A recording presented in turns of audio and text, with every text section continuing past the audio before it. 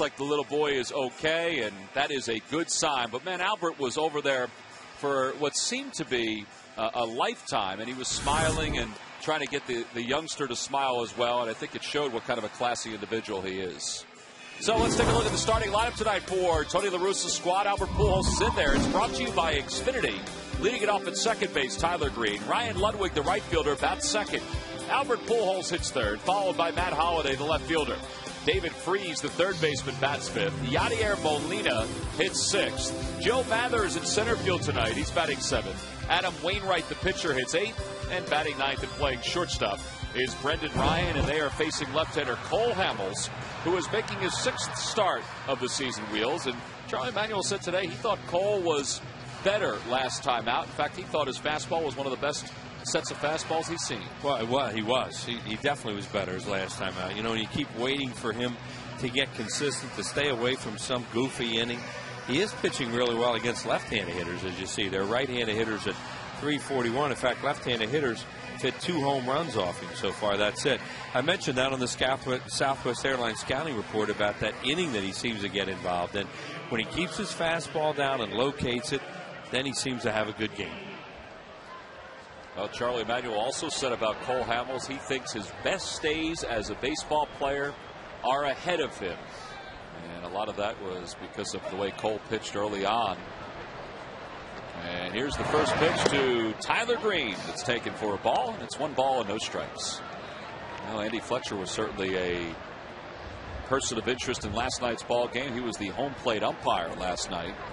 Adrian Johnson is calling the balls and strikes tonight, and he had a good view of Chase Utley making that grab. One away here at the top of the first. Yeah, Andy Fletcher's the guy who threw Charlie out of the game last night. It was the 35th time that Charlie had been thrown out of a ball game as a manager. He was thrown out 1 time as a player. The first time this year. He's been very calm, but he said he had another argument he wanted to make, but after he got thrown out of the game, he lost his concentration when he went out there. That was funny. He was explaining that this afternoon. He had me laughing. First pitch to Ryan Ludwig is rolled right to Castro. 2 away here in the first. He said, I think that umpire thought that the catcher threw that ball. And when I figured that out, he had already thrown me out, he said. And then when I got out there to talk to him, he said I was so mad that I was just, well, I used some bad words, he said. Just to hear him explain the whole thing, how he couldn't quite get his thought process going because he was so mad after getting thrown out. I still, after looking at the replay over and over again, I'm still wondering why Joe Blanton was called out for interference. Here's Albert Pujols with 2 away here at the top of the first. Pujols takes one at the knees for a strike. I think Charlie had a good point that maybe he got a little confused. The home plate umpire thought the catcher threw that ball, but it was a third baseman. Anyway, it's over. Opposite field, line drive caught by Ryan Howard. How about a 5-pitch inning for Cole Hamels here at the top of the first? Cardinals are retired in order. 1, 2, 3. We go to the bottom of the first. It's the Cards nothing, and the Phils coming up.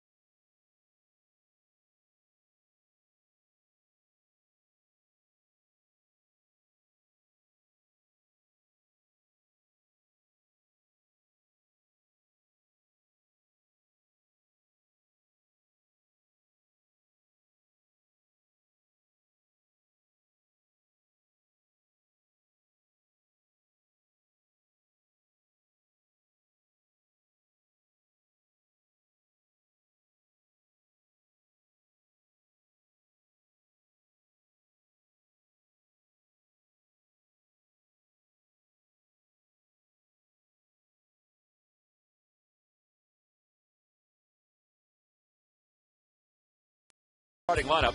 It's brought to you by Xfinity. If that looks familiar, well, it should. It's the normal lineup for Charlie lately. Shane Victorino, the center fielder, leads it off. Placido Polanco, the third baseman, bats second. Chase Utley hits third, followed by Ryan Howard and Jason Worth. Raul Ibanez is in left field batting sixth. Juan Castro at shortstop hits seventh. Carlos Ruiz bats eighth, and batting ninth is the pitcher, Cole Hamels. And they will face right-hander Adam Wainwright, making his sixth start of the year.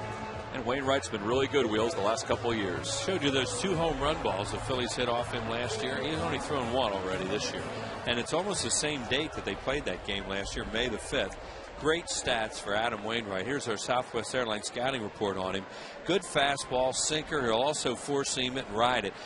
Great curveball. That's one of his best pitch, if not his best pitch. And this guy's a heck of an athlete, and you have to treat him like a hitter when he comes up because he can swing the bat. Well, Shane Victorino leads it off, and Shane swings at the first pitch and floats it toward right field. And Ryan Ludwig is over, and he makes the catch. One away. Adam Wainwright has not allowed a run in the first inning of a game this year. Both these teams are in a hurry tonight. I guess so. I guess they figure we've got 2 strike throwers out there, and they're going to try and get ahead with strike 1, so they're going to get after him. Adam Wainwright is a former #1 pick of the Atlanta Braves. In fact, he was acquired by the St. Louis Cardinals in the deal that sent J.D. Drew to Atlanta. And J.D. Drew played just 1 season for the Braves before he signed a free agent contract with the Los Angeles Dodgers.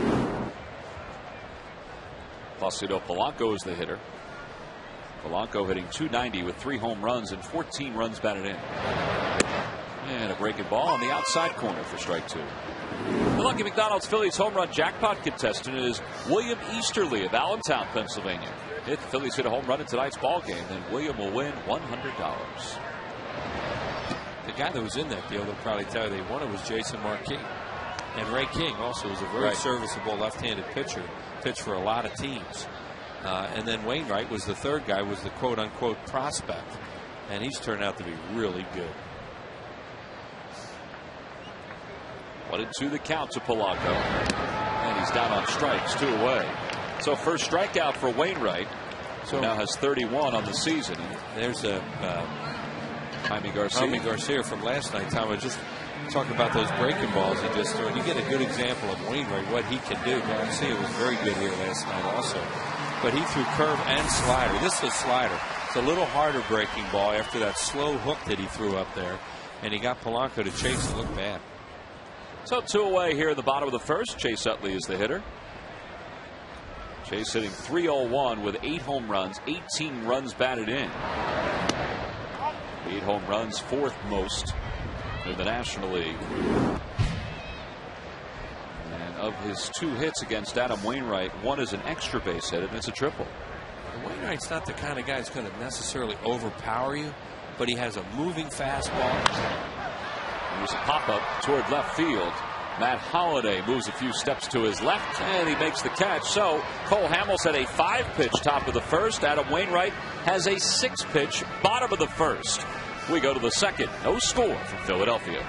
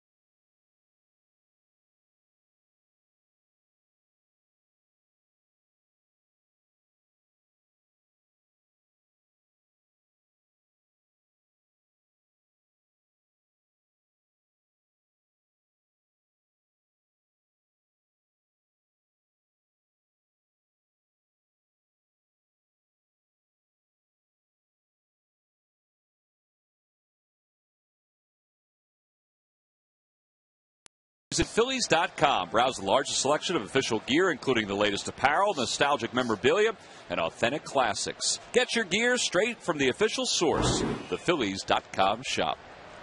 Top of the second, Matt Holliday leads it off for the Cardinals, and he takes the first pitch down low. Holliday hitting .292 with 4 homers and 11 RBIs, and he has enjoyed hitting here at Citizens Bank Park. In fact, the last 2 years against the Phillies, he has 9 hits in 15 at-bats. He enjoyed hitting here when he was with the Rockies, too. Made his debut with the Cardinals here last year and had a big first game. Stole some bases. He was 2 for 4 in last night's game. And the 1-1 pitch. Fastball a little high, and it's 2-1. He really helped the Cardinals separate from the rest of the division last year. But then all of a sudden, they hit a funk right near the end of the year. And they limped into postseason play, and they didn't play well, and they got eliminated by the Dodgers fast.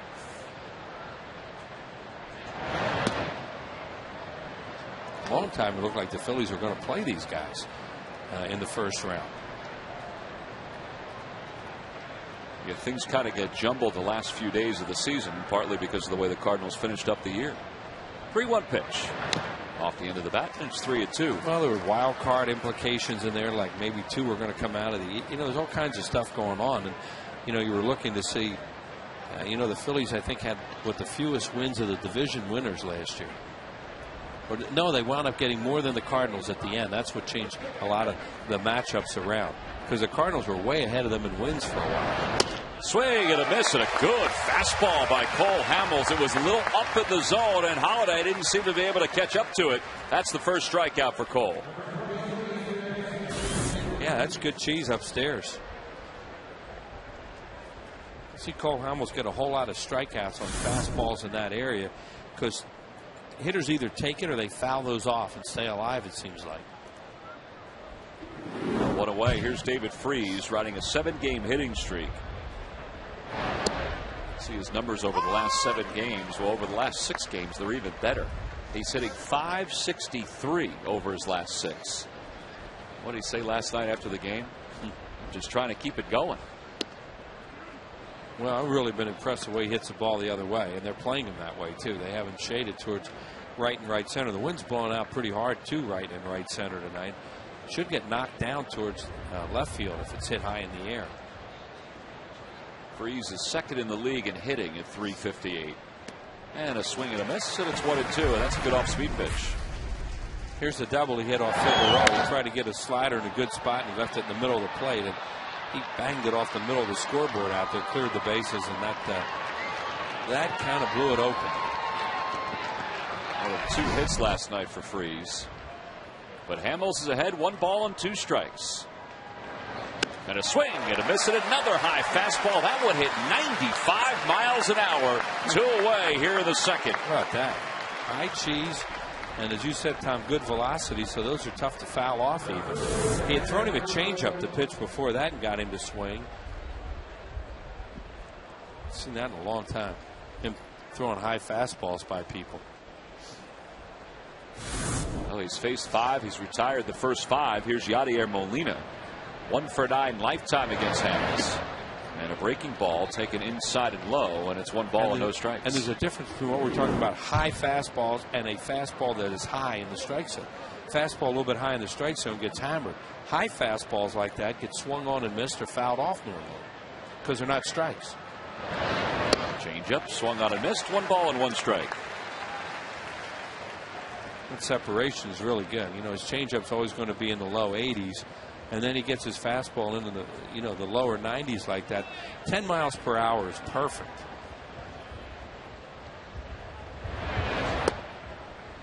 Hamels is working on 5 days rest. Of course, normally a pitcher works on 4 days rest.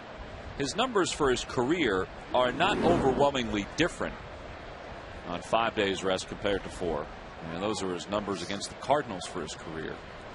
2-1 pitch. Line drive toward left field. That's going to drop in front of Ibanez. So it's the first hit of the night for either team. And it comes with 2 outs here in the top of the second. Molina's up there thinking like he's catching him probably. Find that way. It's always fun to watch catchers have at bats against pitchers. And guys that you hear are real cerebral catchers like Molina. And that was such a good changeup. you almost think he had to look for it. Well, he's aboard. Here's Joe Mather, who has faced Cole Hamels 3 times. He's 2 for 3 with a home run. Mather did appear as a pinch hitter in last night's ball game, and he sacrificed. Well, Hamels gave up home runs to Ludwig and Mather in the game that he lost 6-3 at St. Louis last year on August 1st. I mean, 2 years ago. 2 seasons ago. That was in 08. That one's in the air to left. It's pretty deep. Ibanez on the run over toward the corner, and it is a foul ball. Oh, the wind knocked that down. Sure did. It looked like he hit it off the end of the bat, but it still had a pretty good trajectory toward the corner.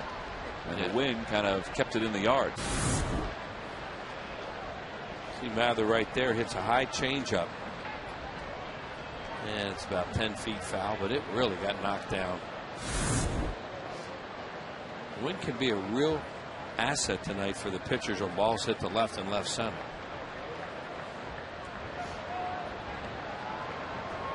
Get an indication where Raul is playing.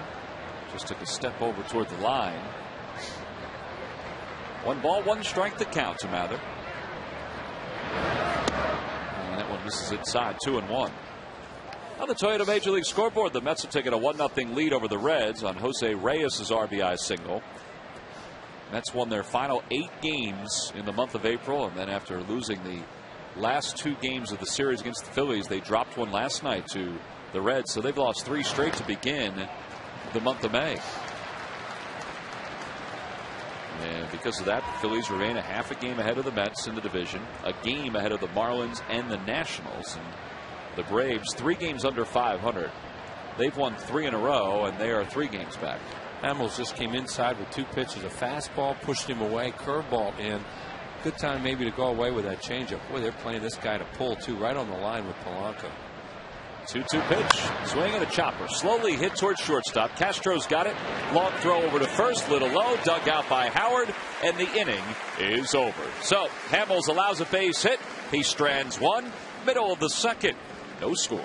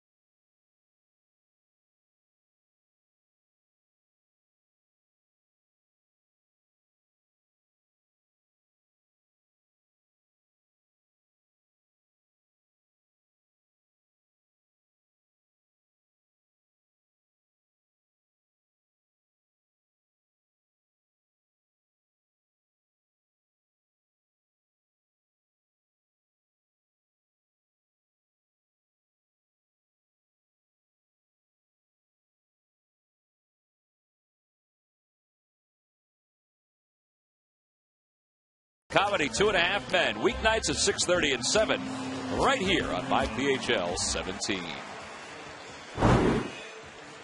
Some spots of this ballpark still in the sunshine. Hefty breeze coming in from left to right as we go to the bottom of the second. That wind really started coming out of the northwest here this afternoon. It was like a little dry cold front went through there. Wind was blowing really hard. Everything was flying all over the place. No rain, and then just got really nice. Let's hope it continues as the evening moves on. Ryan Howard will lead it off. Ryan hitting .280 with 5 homers and 18 runs batted in. How about his numbers against Wainwright? He's 2 for 8 against him, but he's walked 6 times. And Wainwright's a guy with good command, too. Good control. starts him off with a breaking ball. Ryan Howard's seeing a lot more of that lately. More and more off-speed stuff. 1-0 pitch from Wainwright. That one came back over the inside part of the plate. It's 1-1.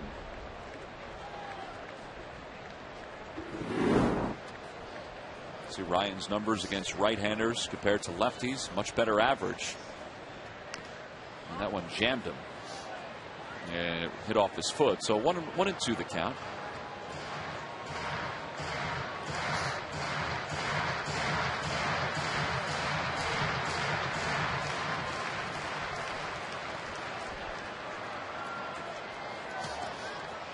Wainwright really likes to backdoor left-handed hitters with that curveball or throw that hard breaking ball down and into them. So they're going to work outside, and now Molina rolls inside, and there's a breaking ball inside. And low, it's 2-2. You see that curveball? They talked about 12-6. Some people call that one 11-5. This is kind of interesting. But it's a big one, and he has great arm movement. You can see the arm slot he has is the same. All his pitches come out of the same spot, and that can make it really tough for a hitter.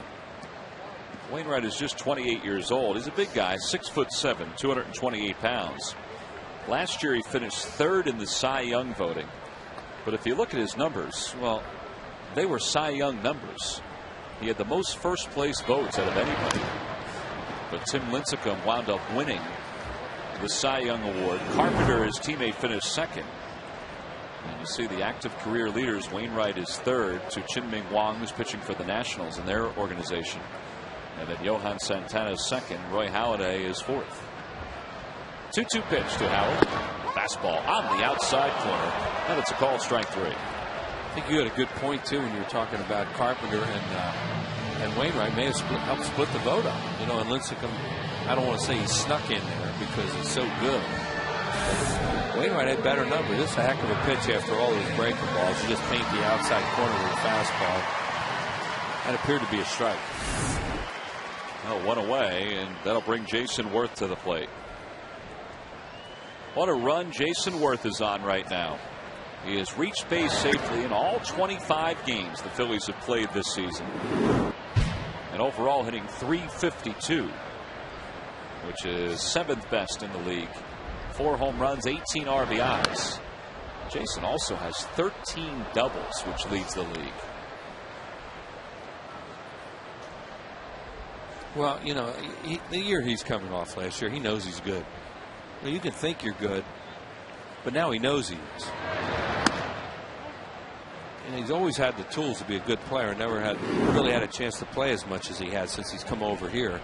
And the guy knows that he can play up here at a high level. And that makes a big difference.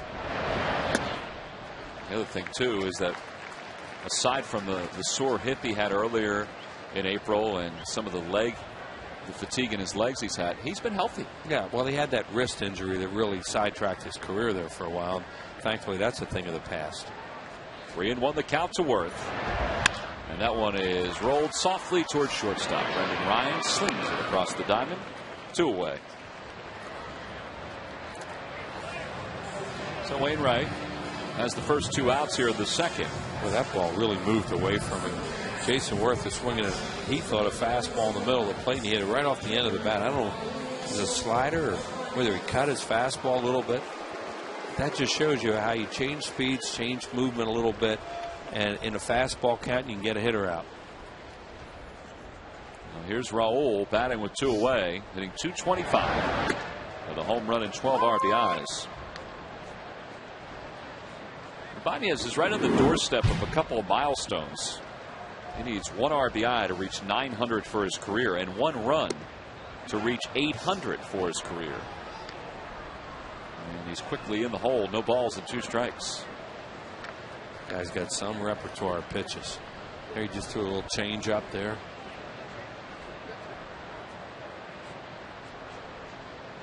Oh, 2 pitch. Yeah, breaking ball low. 1 ball and 2 strikes.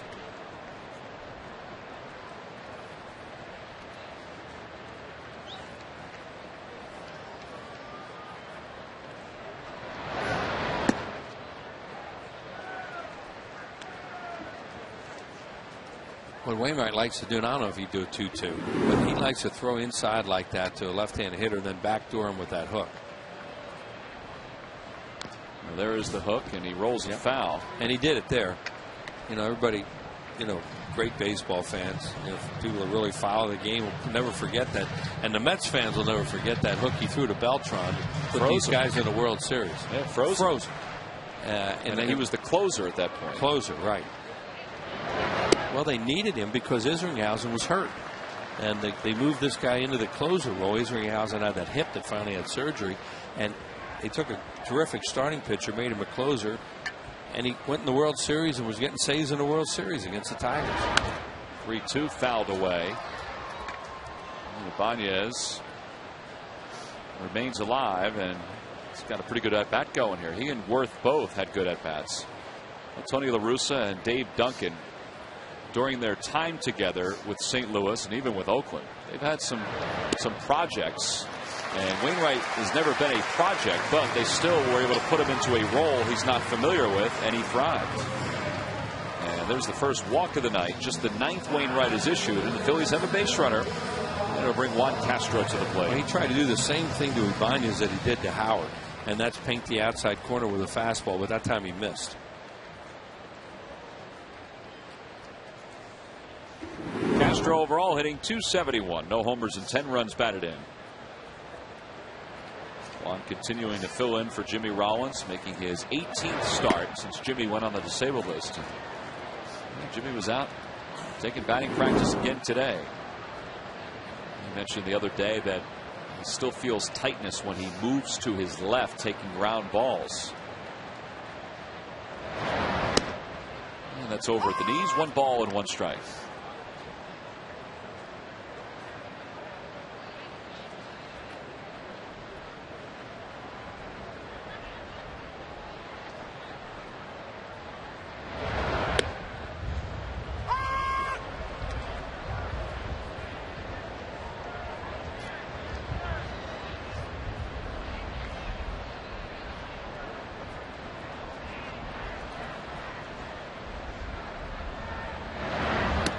Ball outside. 2 balls and 2 strikes to Castro.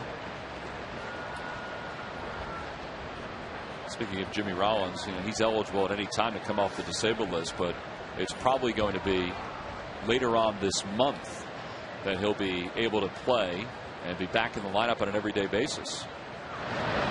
And a breaking ball called. Strike 3. Castro's down looking. 3rd strikeout of the ball game for Adam Wainwright.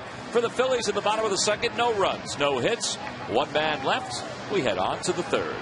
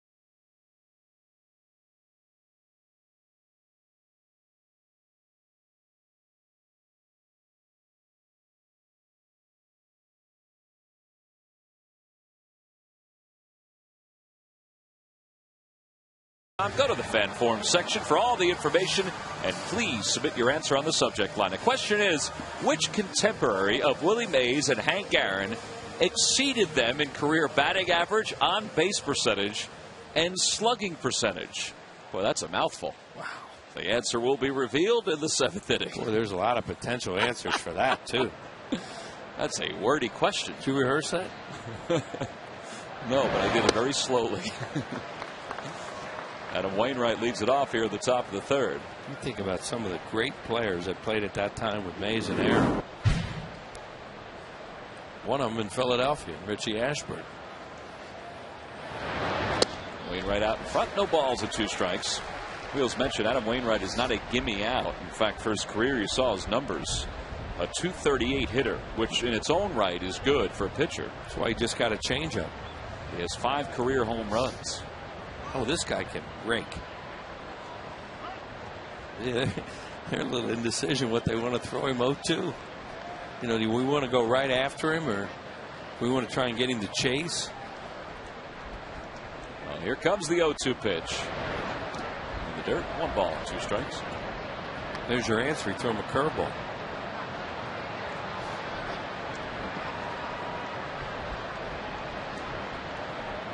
Chris Carpenter, who's there to the left, is also a pretty good hitting pitcher.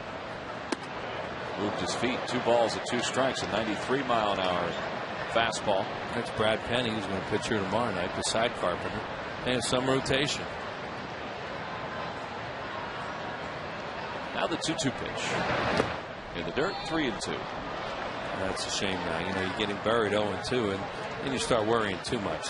All these off-speed pitches to him. That was a changeup. 2-2 changeup to the pitcher. Brendan Ryan, the number 9 hitter, waits on deck.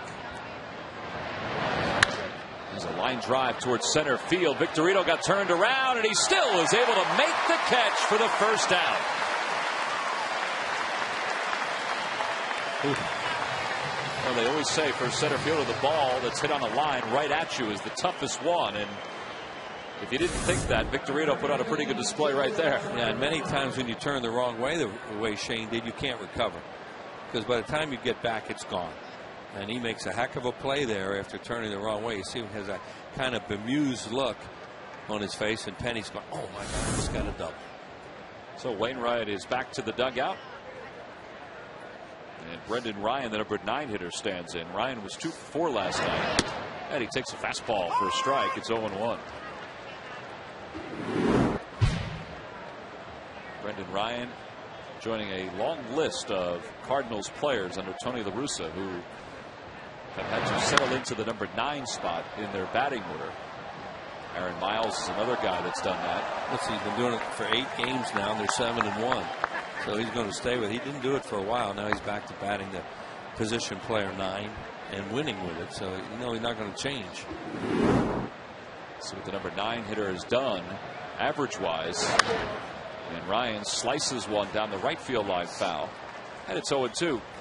Well, last year La Russa did it 55 times where he batted the pitcher in the 8th spot. And it wasn't until Matt Holliday was acquired that he stopped doing it. There have been other managers who have followed suit. Ned Yost did it with the Milwaukee Brewers. John Russell did it a little bit with the Pirates. Yeah, spring training. 0-2 the count to Ryan.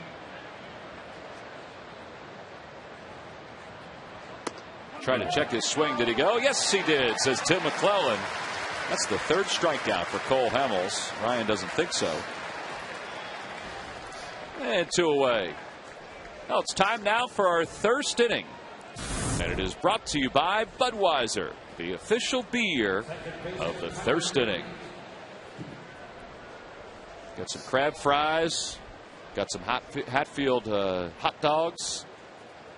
Some cheesesteaks from Tony Luke's. And also those shots are letting us know that you got to put that thing on top of your head because it is windy out.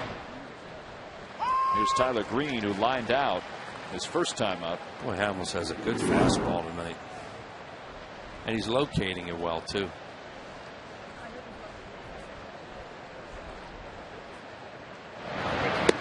Last outing, Cole reached double digits in strikeouts for the 13th time in his career. He and Tim Lincecum both reached double digits in strikeouts, but you know they became only a subplot to the story of that ball game. And this time Green pops it up toward right. Jason Worth is there, and the inning is over. 1, 2, 3. Go the Cardinals. It's the second 1, 2, 3 inning for Cole Hamels. We go to the middle of the third here at Philly.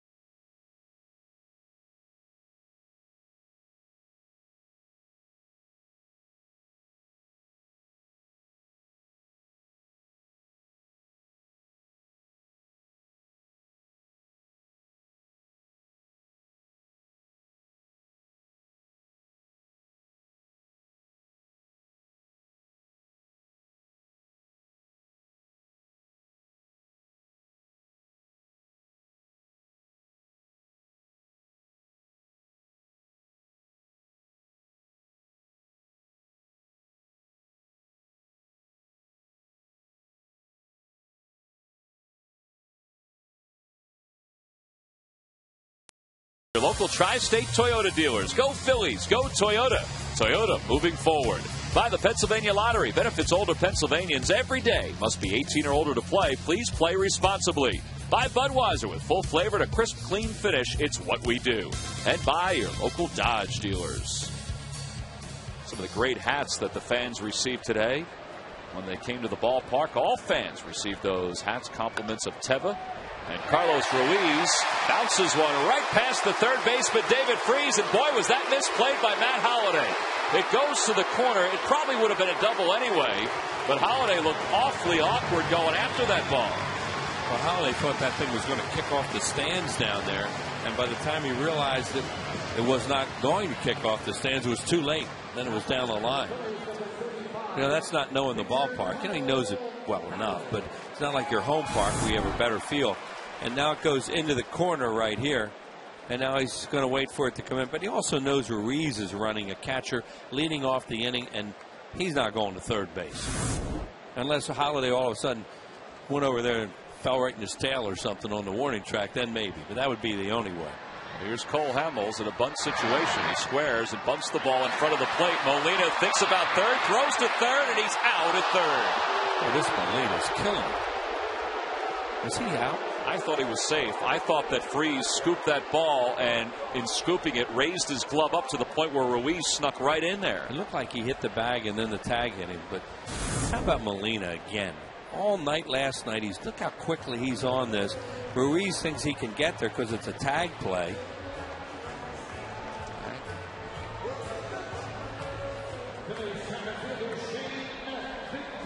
Looked like he got his foot there as the tag was applied. It's really close.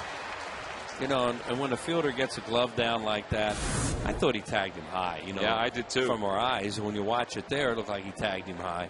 They give him the benefit of the doubt a lot of times when the fielder gets a tag down, and you know, they always teach him pull a glove up too at the same time in one motion.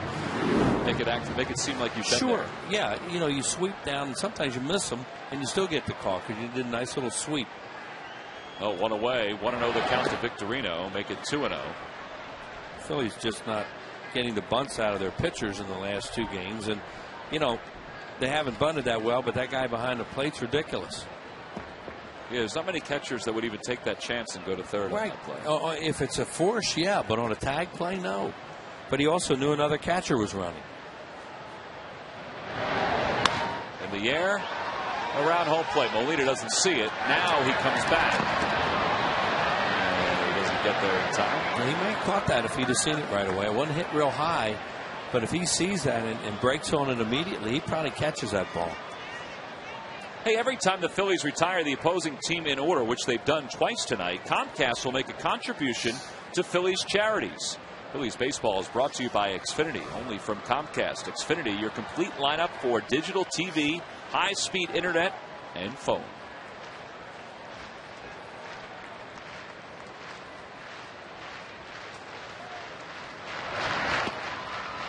Three and one that count to Victorino. And that's a run. You know, you get a leadoff double against a guy like Wainwright. Inning's not over.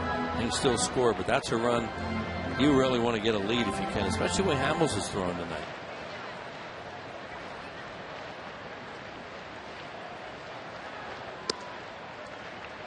That guy's like that guy who just shot out there in left field, Holiday. He can get it run back in a hurry. One swing of the bat.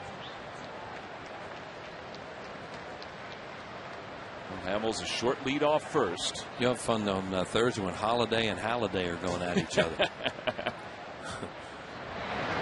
Opposite way, base hit for Victorino. Second hit of the inning, and now that play by Molina is even bigger off of that base hit by Shane Victorino. Yeah, and also keep in mind that I think Molina catches that pop-up if he sees it right away behind home plate, and that gives Victorino another shot. And Shane made the most of it.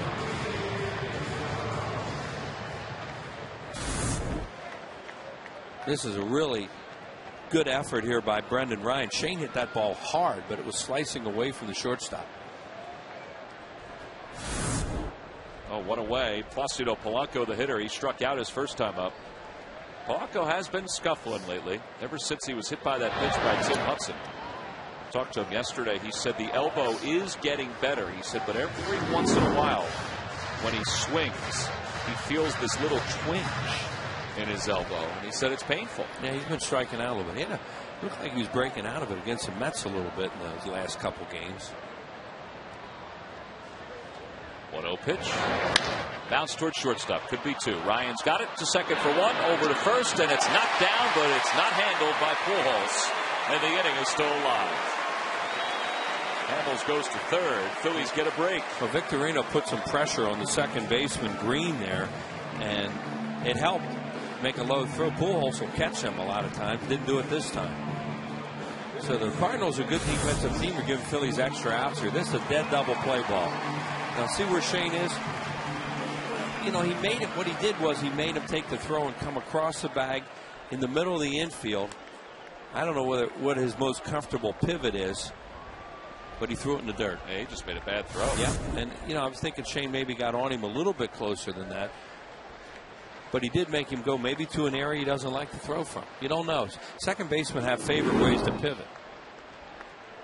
Two outs, so the Phillies second baseman is Chase Utley, and he rolls one foul. There's 2, 3, 4 ways sometimes to make double plays, and you know, depending on where the throw's coming from, where the ball was hit, and in that case, he looked uncomfortable throwing that. Cardinals are first in the league in fielding percentage. Phillies are third in the league in fielding percentage, but the separation is just 1 percentage point. Line drive, just foul. You really like to make them pay for this here, because as you said, Tom, they're good defensively, and they've given them extra outs this inning. See Chase's numbers with runners in scoring position. The Phillies as a team, pretty good numbers. They're hitting .271 with runners in scoring position. And they've got a runner on third. That's Cole Hamels. And a runner at first. Speaking about a guy that plays some pretty good defense when he was in the majors, that's Jose Oquendo. Good player. In the air to center field. Not deep. Mather started back. Now he comes in, and the inning is over. So the Phils get a couple hits. They strand 2. We've completed 3 here at Citizens Bank Park. Still 0-0.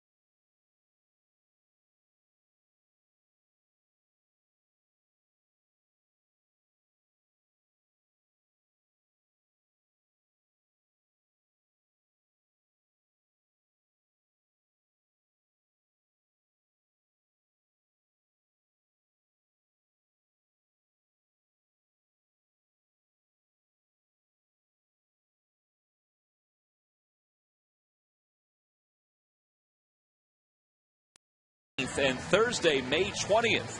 Wednesday the 19th is at 7:05. Thursday the 20th at 1:05. It's a Citizens Bank Business Person Special, and it's a Modell Sporting Goods Senior Stroll the Bases. Get your tickets now by logging on to Phillies.com. And speaking of the Cubs, trailing the Pirates right now 1-0 in the bottom of the third. Andy LaRoche has hit a home run for Pittsburgh. And we go to the top of the fourth, a scoreless game. Gary Matthews joins us as Ryan Ludwig leads things off. And Ludwig takes a pitch low. It's 1 ball and no strikes. Speaking of the Cubs, I was watching the Cardinals-Cubs game today in which Sarge was out in left field for the Cubbies. I think we won that game. The title of the show was The Arrival of Ryan Sandberg. What did he do that day? What was so special that day? Well, hit 2 home runs off of Mr. Suter. Had a heck of a year that year. Was the MVP that year. Had a lot of fun. 1-1 pitch to Ludwig. Take it inside, 2-1. Ryan Ludwig grounded to shortstop his first time up. Cole has a good fastball tonight, getting it up to 95. He's kind of fooling the hitters too with that fastball, Sarge, with the velocity that he has. Yeah, when he gets it up that hard, that changeup is just that much more devastating. Get away with pitches near the zone when you're throwing that hard. Now low, ball 4. First walk issued by Hamels. And the leadoff base runner for the Cardinals. All right, Sarge, I mentioned before that Charlie Manuel spent a lot of time today talking about Cole Hamels, and he said unequivocally, without even blinking, Cole Hamels' best days as a ball player are ahead of him. Well, I think so. He's young enough, and not only that, he's done it before, so he doesn't have to doubt himself. Maybe a little bit because of the location that he's had early during the season. His velocity's up now. Change-up's been down, so he's got to be feeling pretty good about himself. Well, he gets Pujols out in front of this pitch, and he pops it up to shallow left, a long way for Ibanez. And what a way here in the 4th inning. Well, I think one of the clearest indications that Cole is taking another step forward this season is just what we said about the velocity. 95 on the fastball. We haven't seen that. We don't even know if we saw that last year. Yeah, they're going to need him to eat up innings. And you're going to need a not necessarily a number 1, but a guy that can throw 7 innings, 8 innings. We've seen Cole do that before. It's just a matter of time for him to get that confidence the way that he needs to. Most importantly, location on his pitches. Well, Charlie Manuel brought up a guy like Brett Saberhagen as a perfect example to use against Cole Hamels. And said, look, listen, Saberhagen came out like a house of fire in his first couple of years with the Royals. I mean, as a young pitcher, he was one of the best pitchers in the league. And then he, hit a couple of speed bumps and was able to reestablish himself as his career went on in his mid-20s. And, without looking at Brett Saberhagen's numbers, you remember what he did when the Royals went to the World Series against the Cardinals. And, he turned out to be a very good pitcher during his career. Yeah, the better the pitcher, the more the hitter gets up against, especially right-hander against left-hander. Always have that competition, and a little easier for the right-hander simply because the ball's coming into you from that left-handed side. Want to know the count to Matt Holliday. And a pitch at the knees for a strike, and it's 1 ball and 1 strike. That's a good pitch. Well, you start getting some of those pitches, the hitters will swing at some of those balls that are down, but if he continues to throw balls, hitters can make him get the ball up, and the ball becomes more hittable.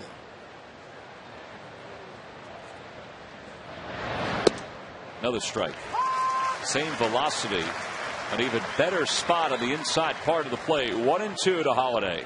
Holliday not liking that pitch, either guessing something else or maybe thinking the pitch might have been down. You find the umpire calling strikes that are down. Keep it down there. You don't have to elevate it. Throw some other pitches down and make that hitter swing at it. Well, Hamels wanted that one, so did Ruiz. A 94-mile-an-hour fastball, and it's 2-2. It's good velocity. He's got him set up for that changeup if he wants to throw it. Fastball, little in.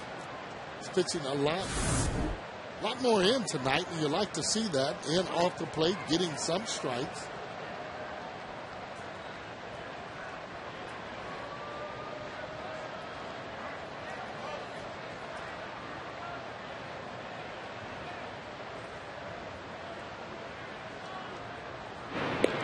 Ludwig is back without a tag. Ryan Ludwig has not stolen a base this year. He's been caught in his only 2 attempts.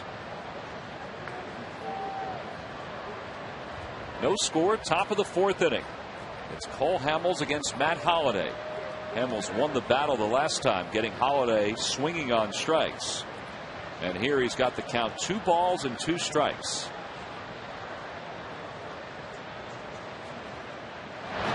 And a swing and a miss and a changeup. And that's what you're talking about, Sarge, going at the same level, but maybe throwing a different pitch. Well, you have that hitter geared for the fastball, and he knows that he's throwing it hard, so you try and get up for it. There's the grip on the changeup, and look how it just fades away from him. Again, that ball's down. He got early strikes on low pitches, so hitter's going to swing at that. 2 outs for David Freese, who also struck out his first time up. And Freese chops it toward the hole, right through into left field. Polanco was shaded over toward the line, so there was no chance for him to come up with that. And that's Freese's 3rd hit of the series. And for the first time tonight, the Cardinals had 2 runners on at the same time.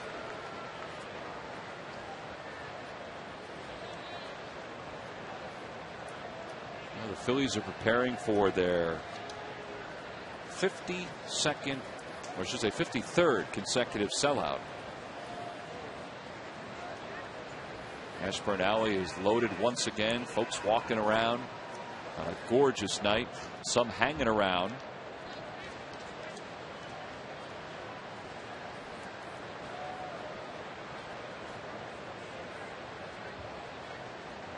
And Yadier Molina, the batter.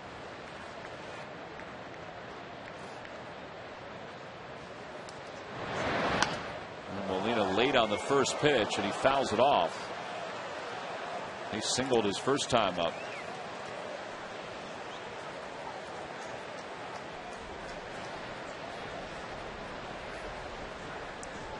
Gives you an indication of how hard Cole Hamels is throwing.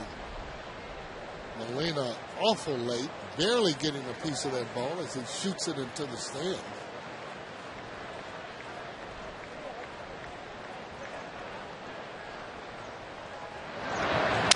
Broke his bat, slow roller toward the middle. Castro's got it from behind the bag, throws off balance in time to get the slow-footed Molina, and the inning is over. No runs, 1 hit, 2 men left for the Cardinals. Middle of the 4th, and the Phillies flipping a little leather here at Citizens Bank Park.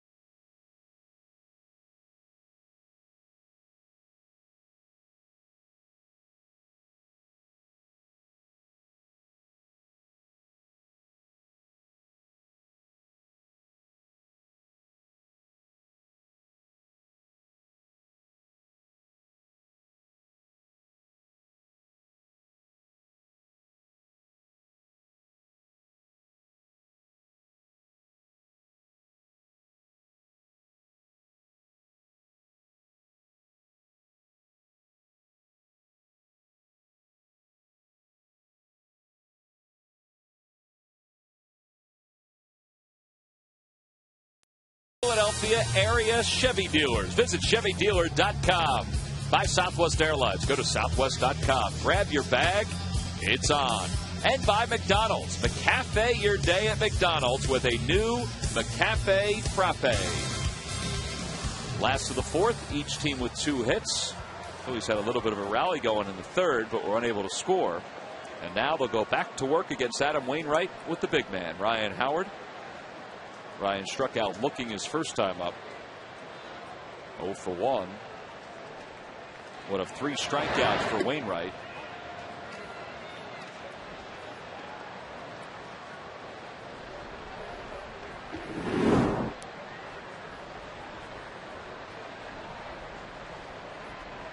Wainwright has allowed 1 home run this year, and it came on opening day for his opening start for the Cardinals.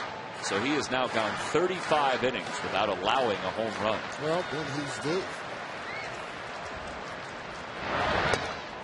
Home run swing, and it's 2-1. Yep. It's a pretty good swing, though, and it's a good pitch to swing at. Almost belt high. Wainwright's got himself up among the all-time leaders in winning percentage for St. Louis. And he's also got the count even 2-2 to Ryan Howard.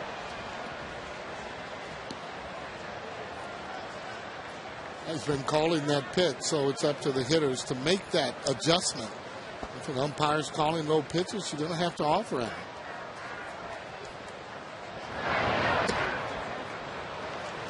You guys as hitters go back and talk to each other about that and say, hey, listen, guys, look out for this location. He's on it tonight. Yeah, or say that he's calling a low pitch. You're going to have to swing at it up to 2 strikes.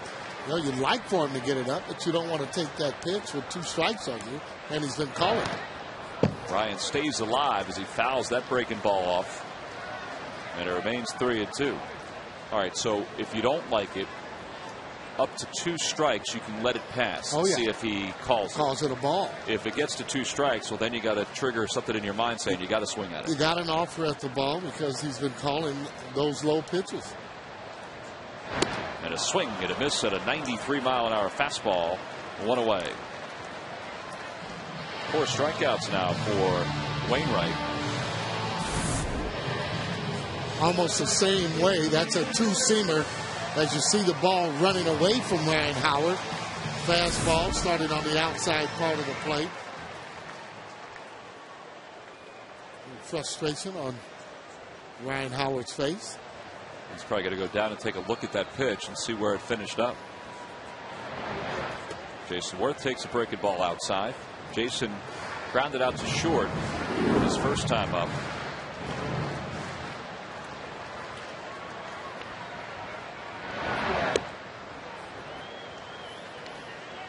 We always talk about Albert Pujols and Ryan Howard and how they're kind of tied together because of their positions and because, you know, both are such bona fide superstars at first base.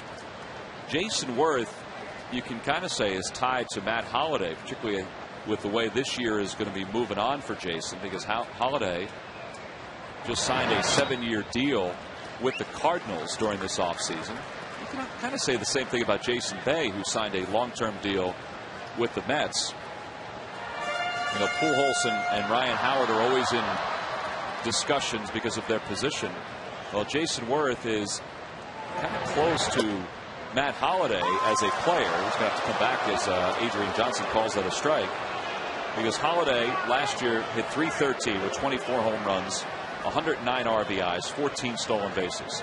Jason didn't hit for the same average, but hit 36 home runs, drove in 99, stole 20 bases, and is a better defensive outfielder than Matt Holliday. Much better. And a line drive toward right center field. That's going to be in for a base hit. Mather cuts it off, and Jason holds up at first. So I guess what I'm saying, Sarge, is that with Jason's contract up at the end of this year, that you can look toward Matt Holliday and Jason Bay to see, you know, where Jason Worth will probably sit contractually once the season comes to a close. I'm sure that's exactly what Jason's thinking about, because if you look at it, all those players, they have something that they do, and that is drive-in runs. Matt Holliday does that. Matt also hits for a higher average, and he's been doing that a longer, let's face it, than Jason has. Here's Raul Ibanez. And he takes a pitch outside. Well, by reaching base safely, Jason has now reached base in all 26 games the Phillies have played this year. Nick Markakis reached in the first 26 games for the Orioles last year. Well, that's a pretty hefty streak he's got going now. Sure is. 1-0 to Raul on the outside corner. 1 ball and 1 strike. Wainwright just holding the ball, and it's difficult for the runner to get a jump when you just hold the ball. If he holds it too long, the batter should call timeout because he gets stiff at the plate.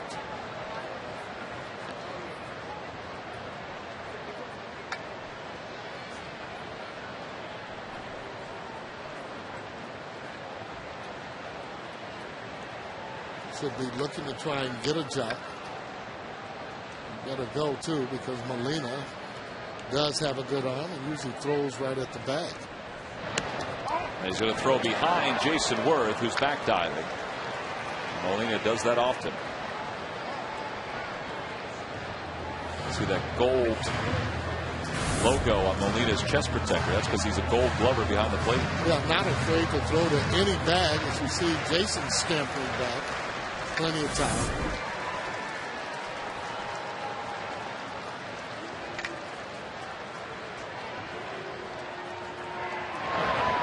In the dirt, 3-1 to Ibanez, who walked his last time up. And a nice play by Molina. It's a great running count. 3-1. A hitter can be disciplined that if it isn't a strike, take it. You're usually looking hard here, looking for a fastball if you can.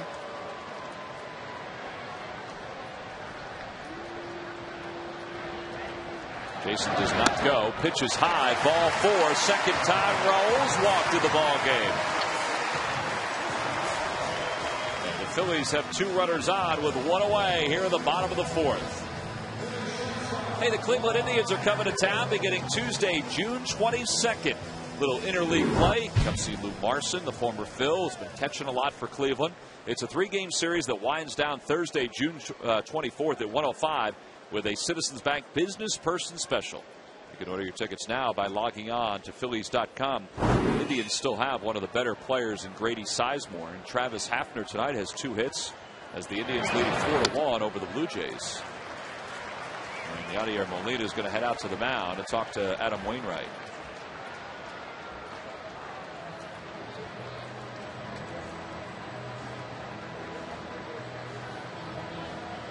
Just giving him a little bit of a breather. Making sure they're right on their signs.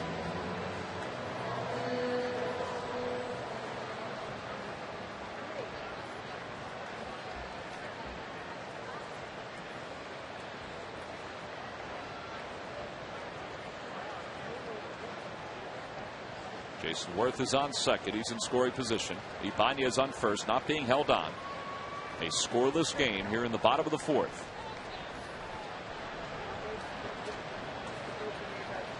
And the 1-0 to Castro. Up high, ball 2. Well, if anything, the Phillies are really forcing Wainwright to throw some pitches. And you have to do that with the good pitchers. Make them throw pitches. When you see that they're struggling, well, then you make them throw a strike.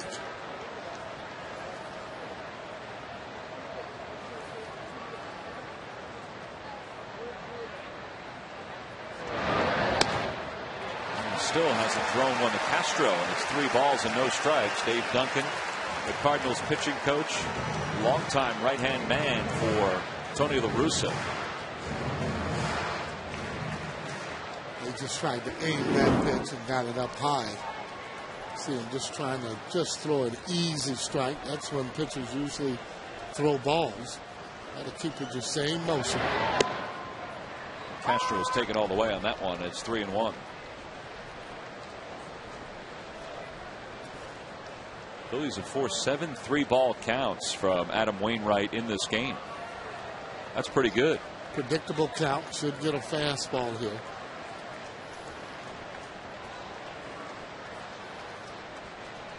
Runners lead off. And Castro did get a fastball, and he fouls it back into the Hall of Fame club.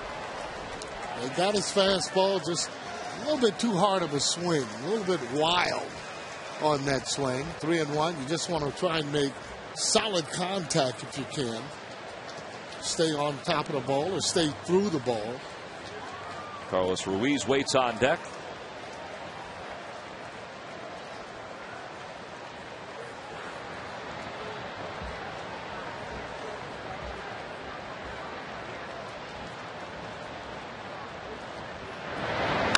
A chopper toward third. Freeze has it on the backhand. Steps on the bag. Throws low. Dug out by Pujols.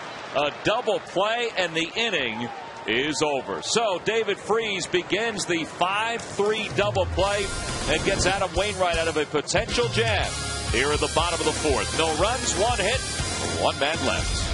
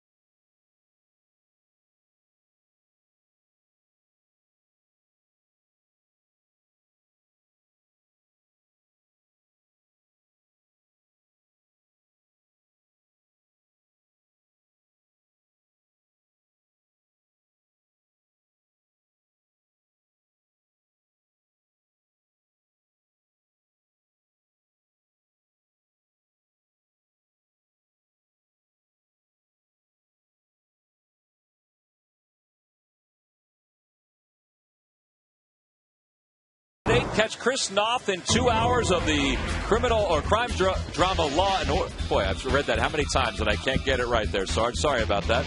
Law and Order, Criminal Intent. Don't miss the critically acclaimed military drama, The Unit. 2 full hours, Wednesdays at 8, right here on my PHL 17. Top of the fifth, scoreless game. Cole Hamels goes to work against the bottom of the order. Joe Mather, the number 7 batter. Adam Wainwright, the number 8 hitter. And Brendan Ryan in the 9 hole. Mather grounded out to short his first time up. 0 for 1. And a swing and a miss, and it's 1 ball and 1 strike. That looked like a cutter almost from Hamels. Well, you could tell by the swing, the way that ball was coming in on the hands. And you're right. And if that's his cutter at 90, he has found something. Charlie Manuel talked about that today. He talked at length about Cole and just his progress even this year. And he brought up the cutter. He said, listen, it's not like the cutter is going to be the same down the road as it is now. It's going to get better because he's going to throw it more. Well, and have more confidence. You're right about that. And just another weapon that he needs to come up with. 1-2 inside and low. 2 balls and 2 strikes. You notice now, though, when he's pitching and throwing the ball in, he's getting it inside off the plate as opposed to leaving it out over the plate. Well, they have to be happy with what they're watching tonight from Cole Hamels. Here comes the 2-2 pitch to Mather. Hit on the ground, back toward the middle, a base hit. And the Cardinals have the leadoff batter aboard for the second straight inning.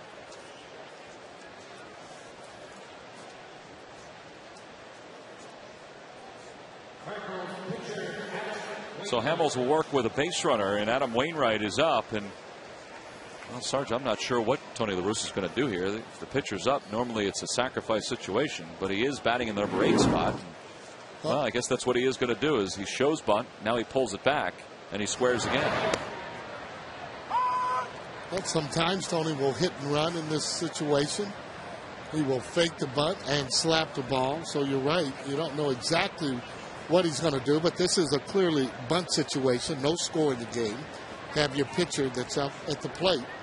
Clearly a bunt situation for me. Well, and I would guess that this goes along the lines of what he's trying to do with the pitcher batting 8th, is if they can get him into scoring position, then he has an opportunity with a couple of position players now in the number 9 hole and then in the leadoff spot to drive in that run. That's a good point, and that's exactly why he does have it set up. But, you know, again, he knows his personnel better than anyone else. Wainwright brought the bat head back late, and Tim McClellan calls it a strike on the offering, and it's 0-2. There's Tim, the crew chief. Well, you check it out where he has that bat out in front, but he kind of pushed it forward and then tried to get it back. He's looking over there as if, oh, I did not try and offer at it. Kendo just went over, third base coach, and talked with him. Could be telling him to swing away, or we want you to lay it down. He squares again, and he tries to bunt at it, and he fouled it right into the glove of Ruiz, and he's down on strikes. 1 away. 5 strikeouts for Cole Hamels.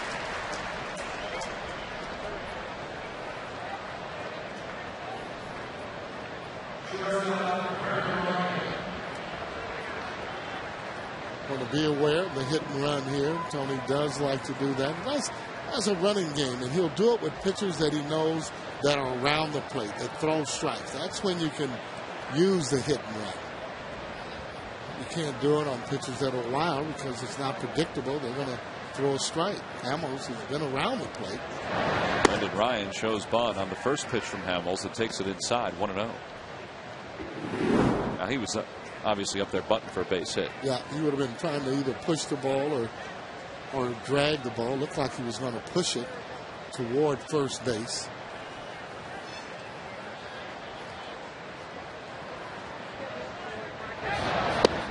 Out in front of a changeup. 1 ball and 1 strike to Ryan. Good changeup, 81. Changeup at 80-81 with movement on it. Very difficult to hit.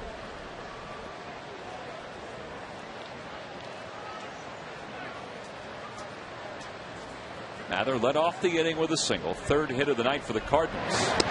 And a swing and a miss. And it's 1-2.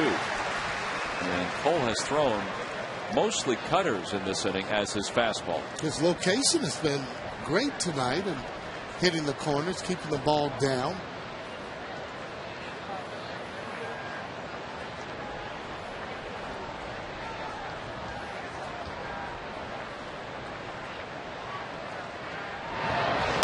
Back toward the middle. This could be 2. Castro's got it. Flips to Utley for 1. It was a late flip, and the throw is late to first. I think Chase thought Castro was going to take it himself, and it was kind of an awkward toss at second base, but they did get the lead runner. Almost too close. Chase Utley used to Jimmy Rollins being out there at shortstop. J-Ro would have actually taken that himself. Wouldn't have used a little short toss. Now check it out. He's right there. He could take it, but there's that throw. Little short toss. No way, though. At that time, there's Chase coming into your pitcher. A little bit off balance. But 2 outs, and Hamels throws over to chase Ryan back. Brendan Ryan has not attempted a stolen base this year.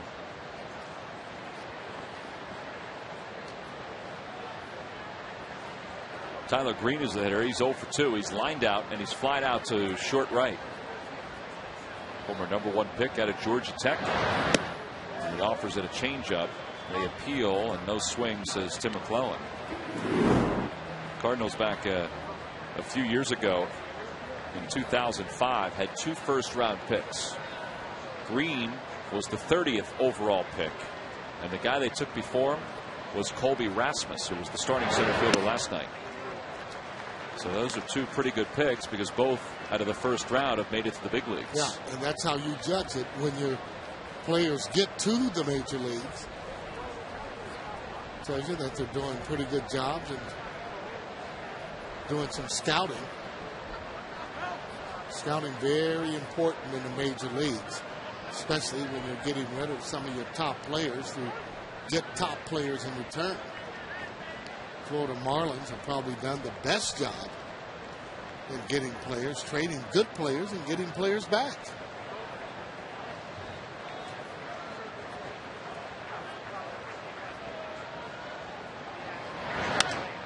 Towards center field, not deep. Victorino on the run, coming in. He slides and he takes it on 1 hop.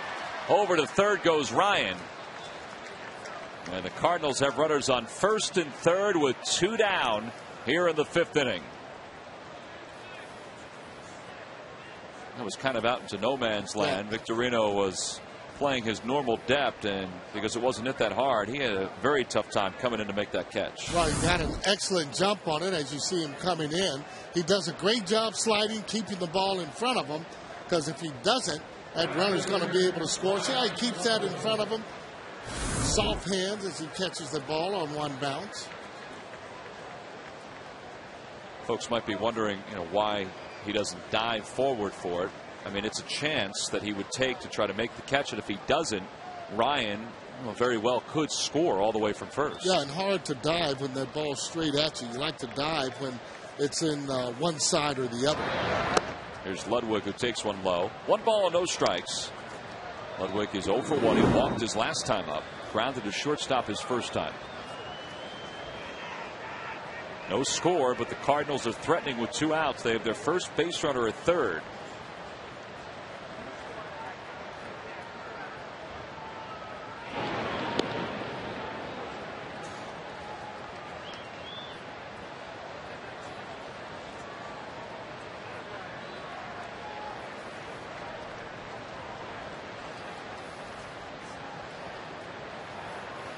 Charlie's expressions very rarely change.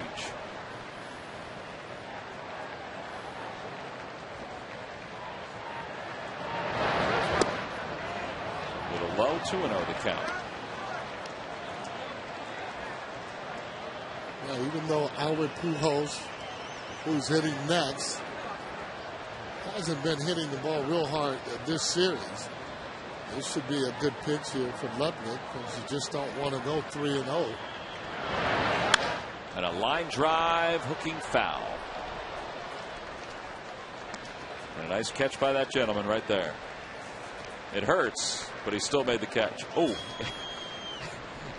I think that he made the catch, but he lost something along the way. Looks like there might be a little ice cream, Sarge, that they're going to have to try to retrieve somewhere. I'm sure he'll trade it as he gets ready to take that uniform off.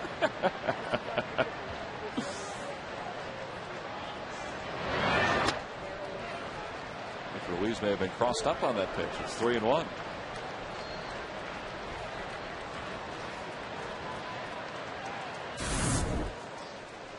See, this is going to be a fastball up in the zone, and it just takes off. That's what it did on Ruiz there. So now Cole's fallen behind. 3-1 to Ludwig with Albert Pujols waiting on deck. Runners on first and third. And that one just missed. Ludwig took an extra look as he was going up the first base line. It's ball 4, and the bases are now loaded for Pujols.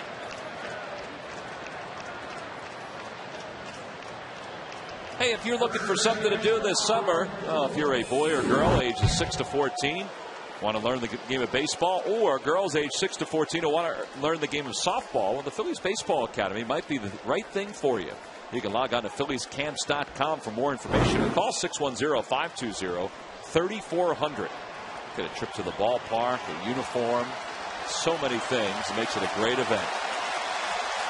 Albert Pujols, the hitter, and he swings at the first pitch, and he pops it up behind the mound. Utley tracking it. It's a mile high, and he makes the catch, and the inning is over. Cole Hamels loads up the bases, but then gets Albert Pujols to pop out on one pitch to finish up the top of the fifth. No runs, 2 hits, 3 men left.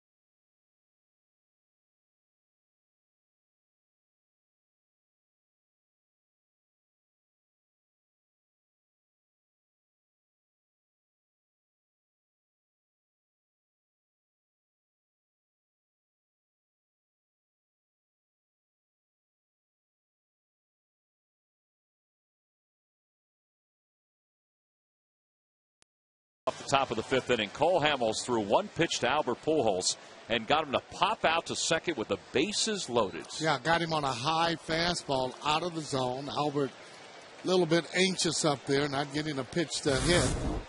Going after this fastball, you can see it's up in the zone, and he's trying to lift it. Usually he's swinging down on that ball. He tried to lift it and popped it up. Well, Carlos Ruiz will lead things off here in the bottom of the fifth. The count, no balls and 1 strike to him. And that one's low, and it's 1 ball and 1 strike. You realize the last 2 years now, Pujols is 7 for 44 against the Phillies. They've done a really good job against him, just keeping him not only in the ballpark, but keeping his production down. One of the best hitters in the game. If you take a look at Big Joe Blanton there. He kept him off balance last night. Had a good breaking ball and kept the ball down with that sinker. Chopper towards shortstop. Ryan waits on it. He throws Ruiz out. 1 away.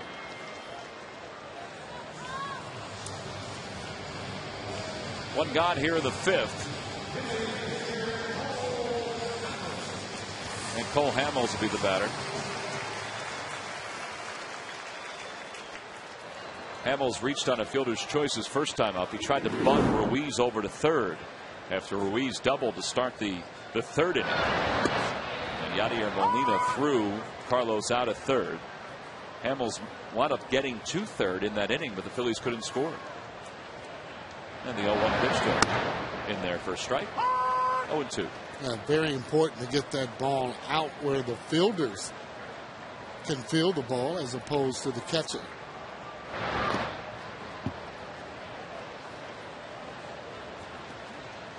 Plus, Molina does have a good arm, strong arm, accurate arm, and he's been throwing near the bags or right on it. There's that gentleman who caught the foul ball and caught his ice cream right in his lap. He got a new shirt.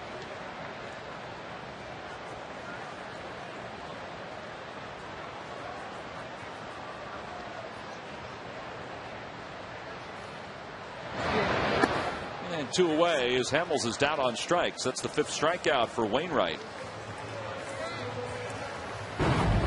And it's time now for our Coors Light Freeze Cam.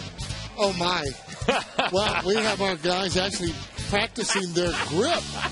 And you can see Wills, as he's a professional, and telling him exactly which way to go. And there he says, well, I don't know what you're doing around there, Tom. I was just humoring him at this point. You know, I mean, part of it is his baseball stroke, but there it is. Boy, oh boy. That's our Coors Light freeze cam. Victorino in the air to center field. And backing up is Mather. He makes the catch, and the inning and the Coors Light freeze cam are over with. There he is. Oh, Tiger Woods only had it that good.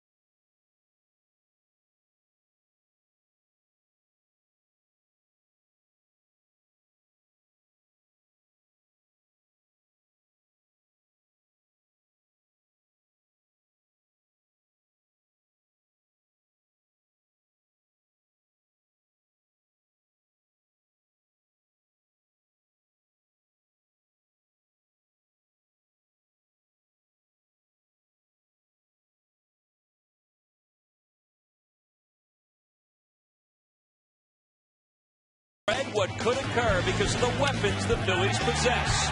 Over a 5-day span, the bats delivered in big ways, including an improbable win during late and extra innings in San Francisco, and then again Sunday against the Mets' top thrower. The Phillies lineup on any given night can explode. It did again this week, and it's brought to you by Independence Blue Cross. We're here for you every step of the way. Now, the Phillies' offense has been held in check so far, but the good news is Cole Hamels has held the Cardinals' offense in check. As we go to the top of the sixth, the scoreless game, and Hamels delivers a curveball to Matt Holliday upstairs. 1 ball and no strikes. Well, very important inning here, 6th and the 7th inning. This is when some of the starters have been having their problems. Holliday has struck out twice tonight. In fact, Hamels has struck out 5 through the first 5 innings of this game. Again, coming off a double-digit strikeout performance his last time out. And that was a great win the Phillies had last week. And Hamels and Tim Lincecum both reached double digits in strikeouts. And Cole, after the game, was just speaking in glowing terms about Lincecum and how he approached the game against the Phillies offense. And he was right. But you know what? He should give himself some credit because he was pretty good that day, too. Well, both of them attacked the hitters. Lincecum with that outstanding changeup he has and curveball. Devastating fastball. Not a tall guy. Hair flopping all over the place. Quite a competitor.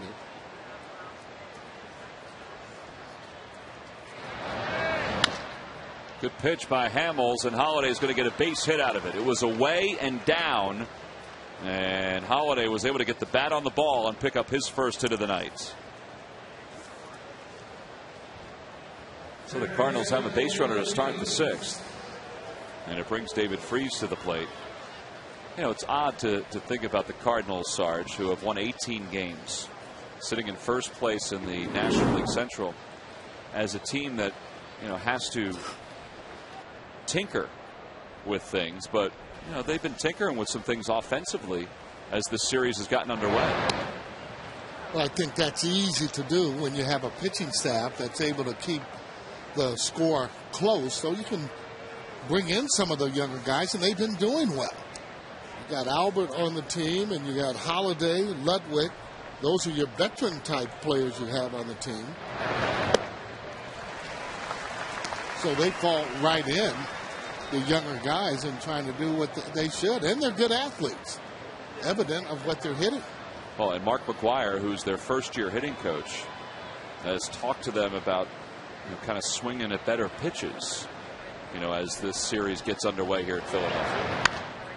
That could be two. Castro's got it. Flips to Utley, who was ready for it, and a toss over to first. A 6-4-3 double play. Now, Mark McGuire's thing is quality at bats. The more quality at bats you have during the course of the season, the better the year you're going to have. Good pitch by Cole Hamels. Curveball as it breaks in on the hands. A little quicker toss there. You can see the balance right there for Utley as he turns, makes that play. 6-4-3 if you're scoring. 2 outs. Yadier Molina's the batter. He's 1 for 2. He has singled and grounded to shortstop. And first pitch is low and in. 1 ball and no strikes. Well, hasn't thrown a lot of curveballs tonight. That one there, though, was down, which you like for them to be. Starting to get more confidence, maybe with that pitch. But his bread and butter, fastball, changeup. Hamels has thrown 8 curves tonight. But over the last couple of innings, he has thrown more cutters than anything else. Well, confidence with it and throwing strikes, tying up the hitters. 1 ball, 1 strike to count to Molina. Back toward the middle, right between the 5-hole and into center field. Second hit of the night for Molina. These guys are doing a pretty good job in trying to stay up the middle on Hamels, and that's what you're supposed to do as a hitter. Try and stay up the middle, especially with a pitcher that has a good off-speed pitch. Take a look at this. See that ball headed right up the middle, inside-out swing. You're right through the 5-hole, up the middle. Wasn't hit that hard, but again, when you hit balls up the middle, you're going to get hits. Joe Mathers 1 for 2. He had a looping single his last time up. And he pops the first pitch foul into the Hall of Fame club.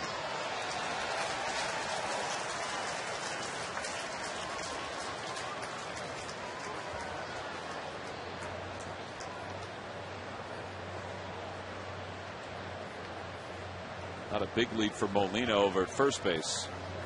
Although Yadier has stolen 2 bases this year.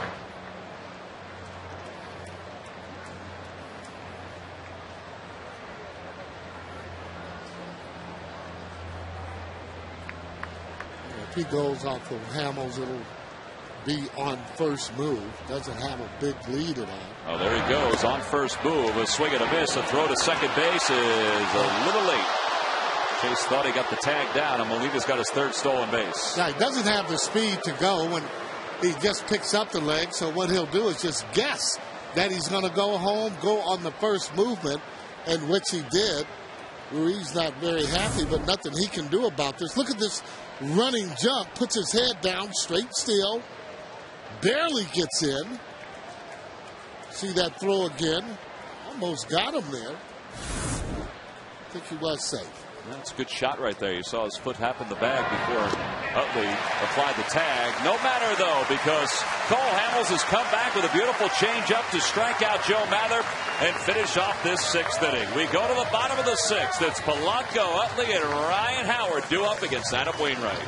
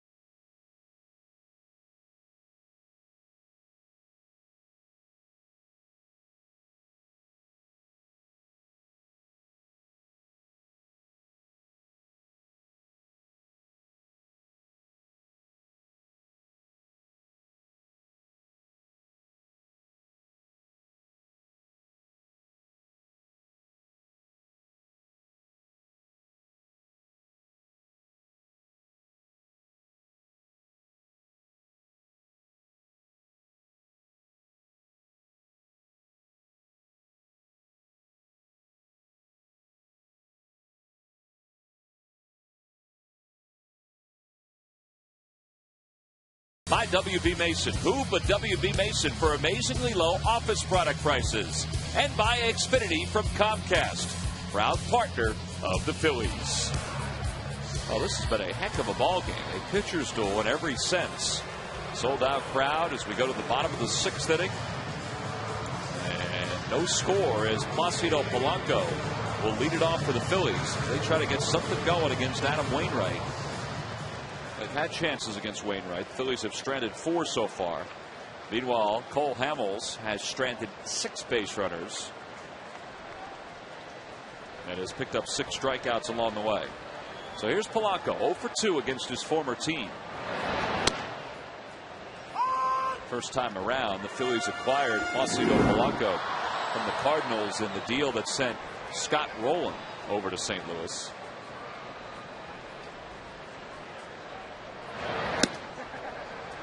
It was a deal which Tony La Russa knew he had to make because he was able to get Scott Rowland, a Gold Glove all-star third baseman. But Tony La Russa did not want to give up Placido Polanco. In fact, if you asked him today if he could have him back, he would take him back in a heartbeat.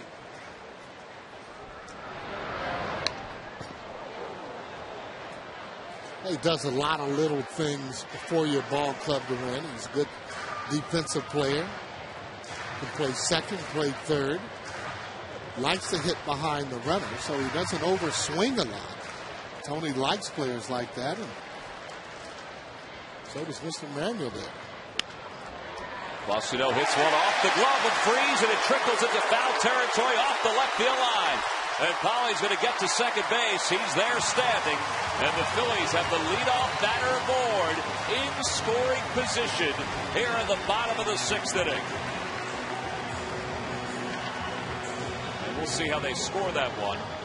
It was a playable ball for Freese. It just never came up and took the hop he expected. Well, it picked on a curveball, and you're right. He just didn't get down. Misplayed the ball as it trickles down, and he hits it just hard enough for Polanco to get around and get to second base, as it was an error. So they do score an error to Freese. And the Phillies have a runner at second to start this inning off. And here's Chase Utley.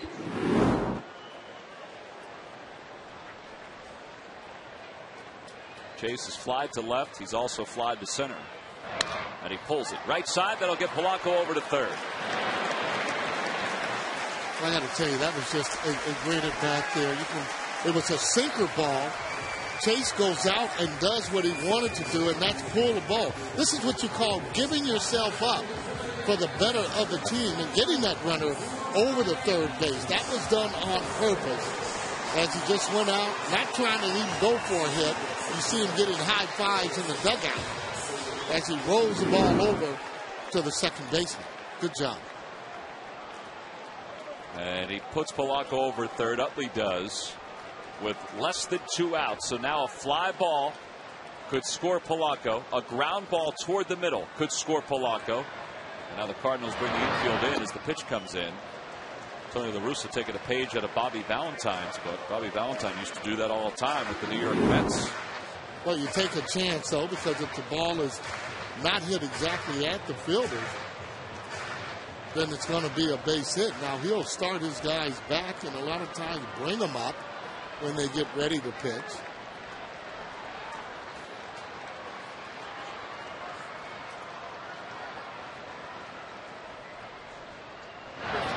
Outside, 2 balls and no strikes. Well, as a hitter, you got to really concentrate on the pitcher because you have so much movement that's in that middle of the diamond. Fielders will come rushing in. Haven't seen it done quite like that before with a lot of managers. Ryan way out in front of that slow 74-mile-an-hour curveball. And it's 2-1. Now here's a guy with a good fastball. That's what they like to do. Throw soft, and then surprise him hard, but hard in, trying to tie him up. Just needs a deep fly ball in the outfield to get this running. Infield comes charging in again. And a chopper knocked down by Pujols. He's going to hold Polanco at third.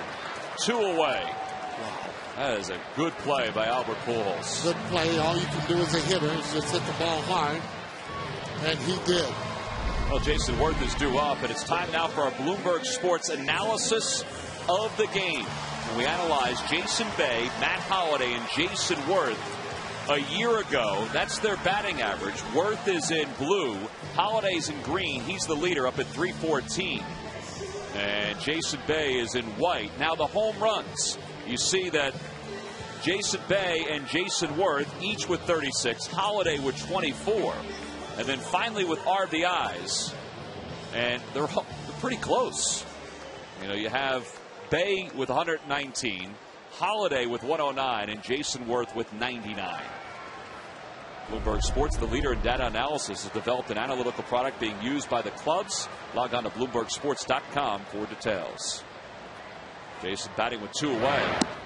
And he takes one off the outside corner. It's 1-0. Now, what we didn't see there is what you and I talked about before, stolen bases and defense. Jason is the better in both of those categories. And with his arm, no doubt. Backs off that curve, and he takes it for a strike, 1-1.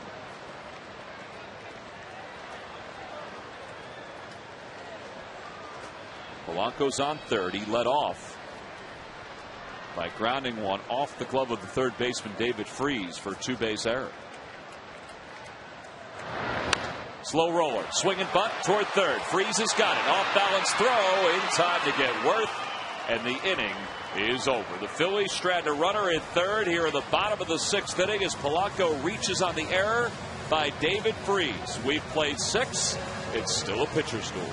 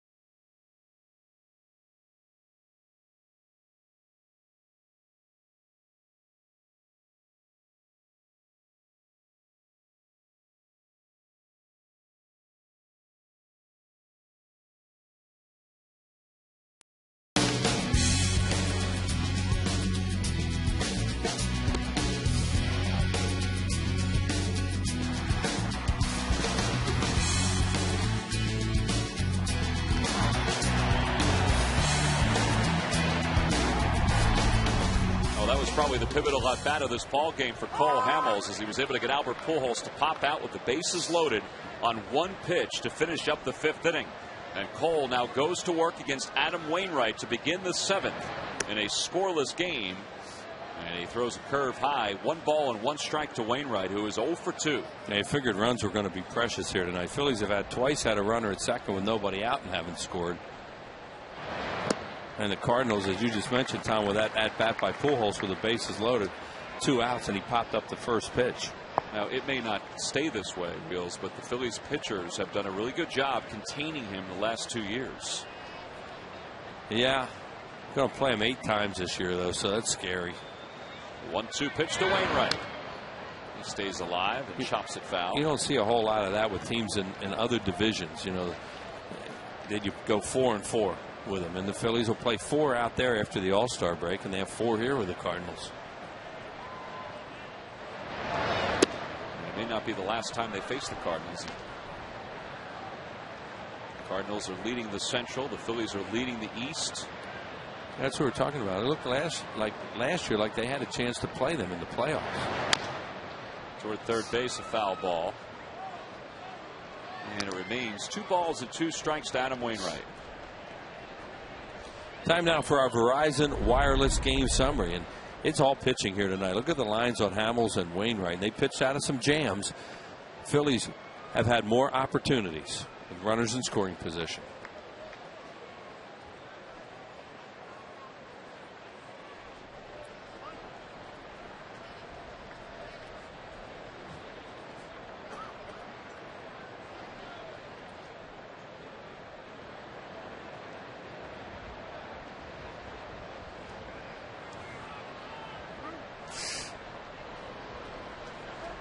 Cole and Carlos are not on the same page right now with the count 2-2 to Wainwright.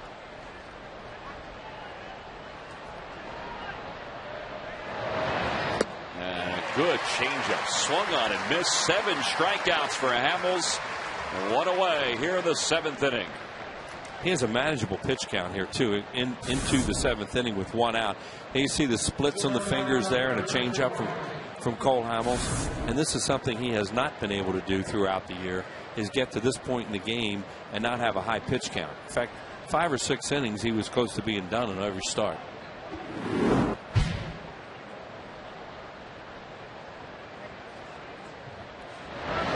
There's Ryan. He takes one for a strike. His hustle almost got them a big inning when he beat that play. I mean, he didn't hit it that hard, but it still looked like it was going to be a double play as quick as they turned it around the middle. Just see that pitch count.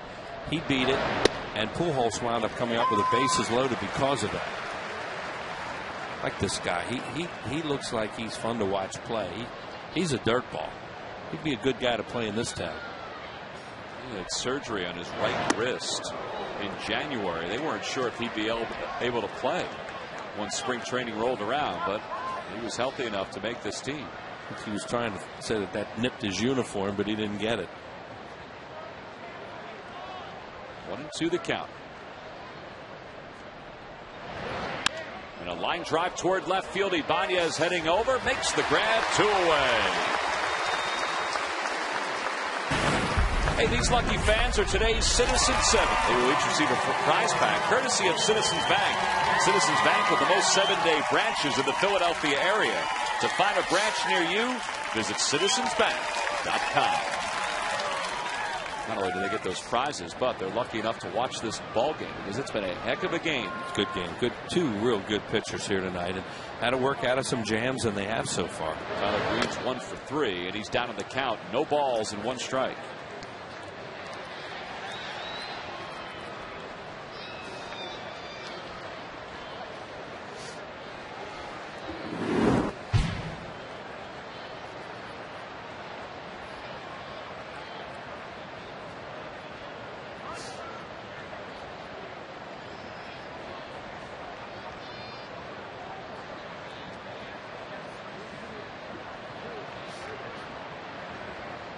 Good seats for a good ball game. And a little roller up in front of the plate. Hamels has got it. Perfect technique. And it's a 1-2-3 inning for Cole Hamels. He retires the Cardinals in order. 4 in a row retired by Hamels. It's time to stretch here at Citizens Bank Park.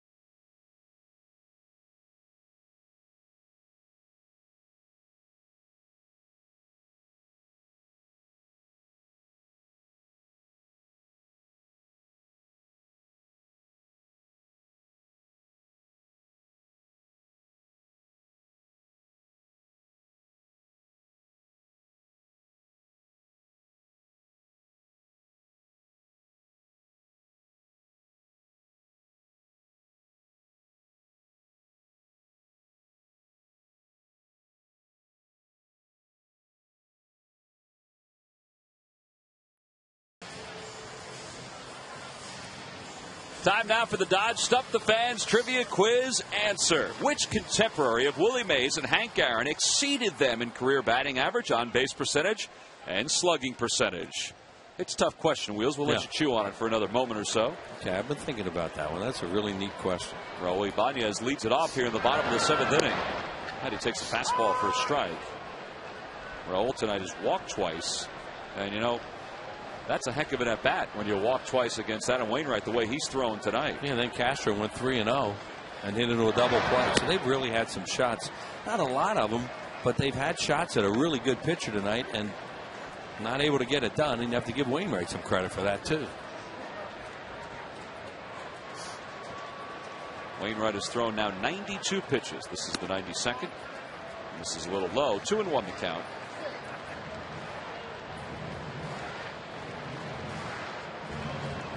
This guy only walked 8 coming into the game tonight. And it's 3-1 to Ibanez, so he's had 3 really good at bats because now he's got himself in a good hitter's count. Right, this is one of those that in a game like this separate the plate. And if you're thinking about popping one, just look middle in. And if it's middle away, you take it.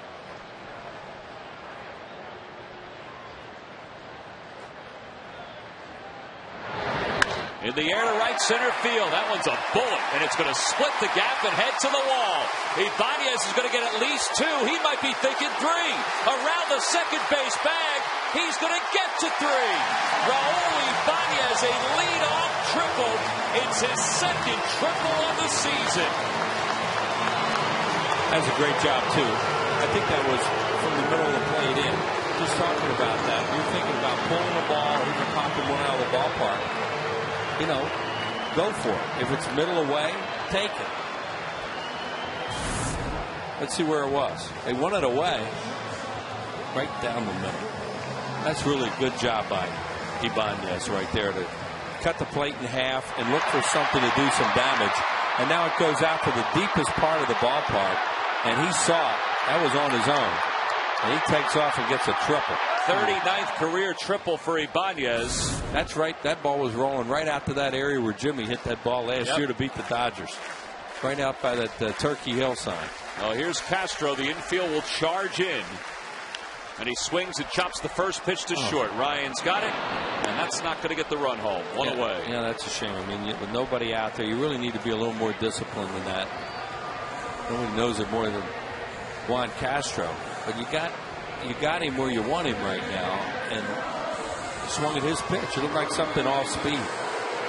Hey, Wills, we got to get to the Dodge Stump the Fans Trivia Quiz answer, and I think it's Stan Musial. Well, you would be thinking correctly if you thought Stan Musial. That is the correct answer. Log back on to Phillies.com to find out if you're the winner of a Phillies prize pack. And thanks for playing Dodge Stump the Fans. Stan the Man had 3,630 hits during his career, 475 homers. What a player. Here's Ruiz. And Carlos takes one low. Stan Musial, when he first came up, could really run too. You know, he got some triples. That's a part of that on-base percentage for him. He could beat out infield hits. He was just unbelievable player. He led the league in triples 4 times during his career. For a guy you think about hitting all those homers. 6 times. I'm sorry, 6 times. 6 times. Pitch to Ruiz. In the air to right field. That's pretty well hit. It'll at least get the run home. Ludwig is back at the track. He makes the catch. Here comes Ibanez. And the Phillies have taken a 1-0 lead here in the bottom of the 7th inning. Great job by Carlos Ruiz. Trying to get ahead in the count or get a pitch that's up a little bit that he can hit in the air. Put the infield in. And he got it done. And it's all because Ibanez knows this ballpark. He led off the inning with a triple. And after Castro grounded out, Ruiz with the sac fly. Well, the other thing he noticed, Tom, is Mather, the center fielder, there's a sac fly to Ludwig. Mather, the center fielder, was playing him in left center all night, too. They were pitching him away, playing him away. So he knew when he hit that ball, not only was it to a deep part of the ballpark, but the center fielder had forever to go to try and get to it.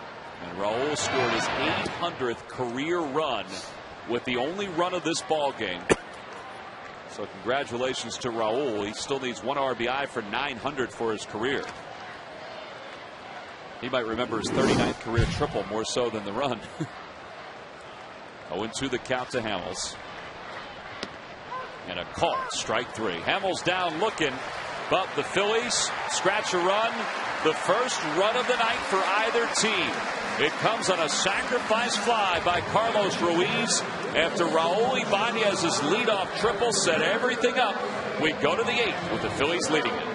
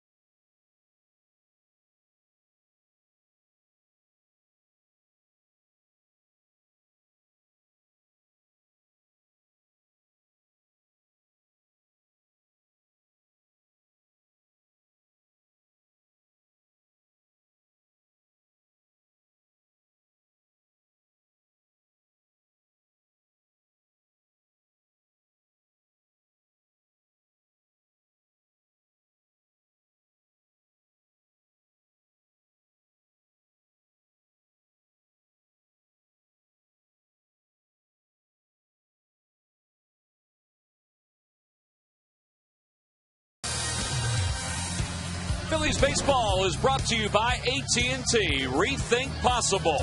By Suzuki and the amazing Kazashi Sports Sedan. And by Southwest Airlines. Go to southwest.com. Grab your bag. It's on.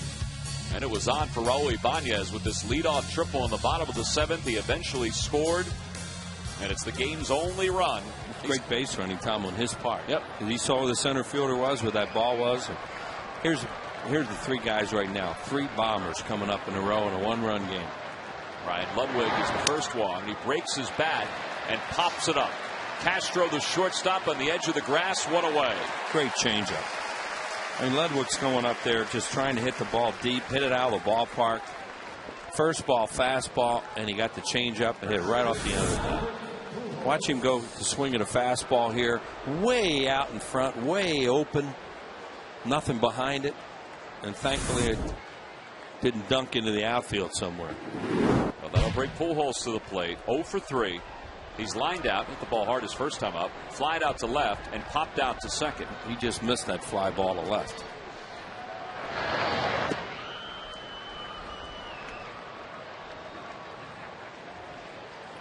Albert Pujols has won back-to-back National League MVP awards.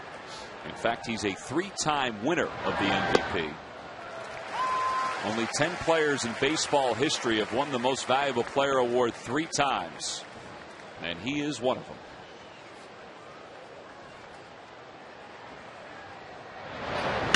A line drive foul. Throwing him in this at bat, too. He threw him a cutter. That was a changeup, it looked like. And they're playing Polanco right on the line.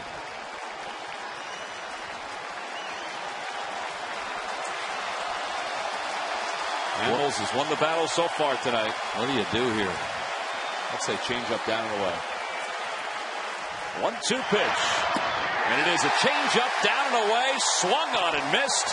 Nice. And Pujols is rung up for out number 2. Nice job. 8 strikeouts. He's so tough to fool, even with 2 strikes, because he doesn't strike. And he doesn't swing and miss that much. And this is not a strike. But Cole got ahead of him, and they kept shaking, and they got the change up, and they got him to chase. So Pujols is retired. Here's Matt Holliday. Holliday takes one low. You're not out of the woods with these 3 guys, huh? Ludwig, Pujols, and Holliday on a left-hander.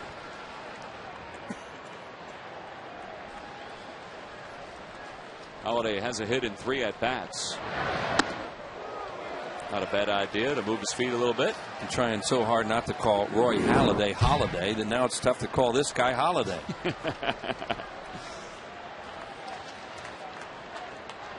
J.C. Romero and Jose Contreras loosening up. Contreras has been thrown for a little while.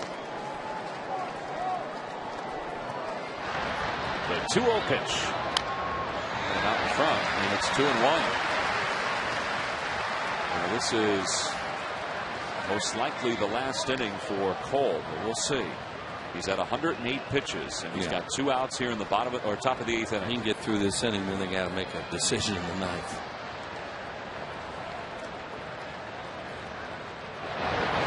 Fastball right down the chute for a called strike 2. He fooled it. He fooled him. You could just see Holliday's reaction then. He outguessed himself. He figured he was going to get off speed there, and he took the fastball right down the middle. Crowd coming to their feet. More than 44,000 in a 1-0 game. The 2-2 pitch. Holiday just stays alive. Well, he's late on a fastball now because of, he's gotten him to jump at changeups tonight. Well, that thing was 93 on his 110th pitch. That's a real good sign for Hamels.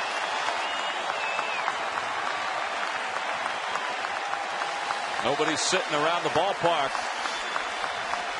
Once again, the 2-2 from Hamels. Out in front on a changeup, a pop-up into foul territory. Ryan Howard squeezes it. And yes, they're excited here in Philadelphia because Cole Hamels has thrown 8 scoreless innings. He's retired 7 in a row. We go to the bottom of the 8th inning.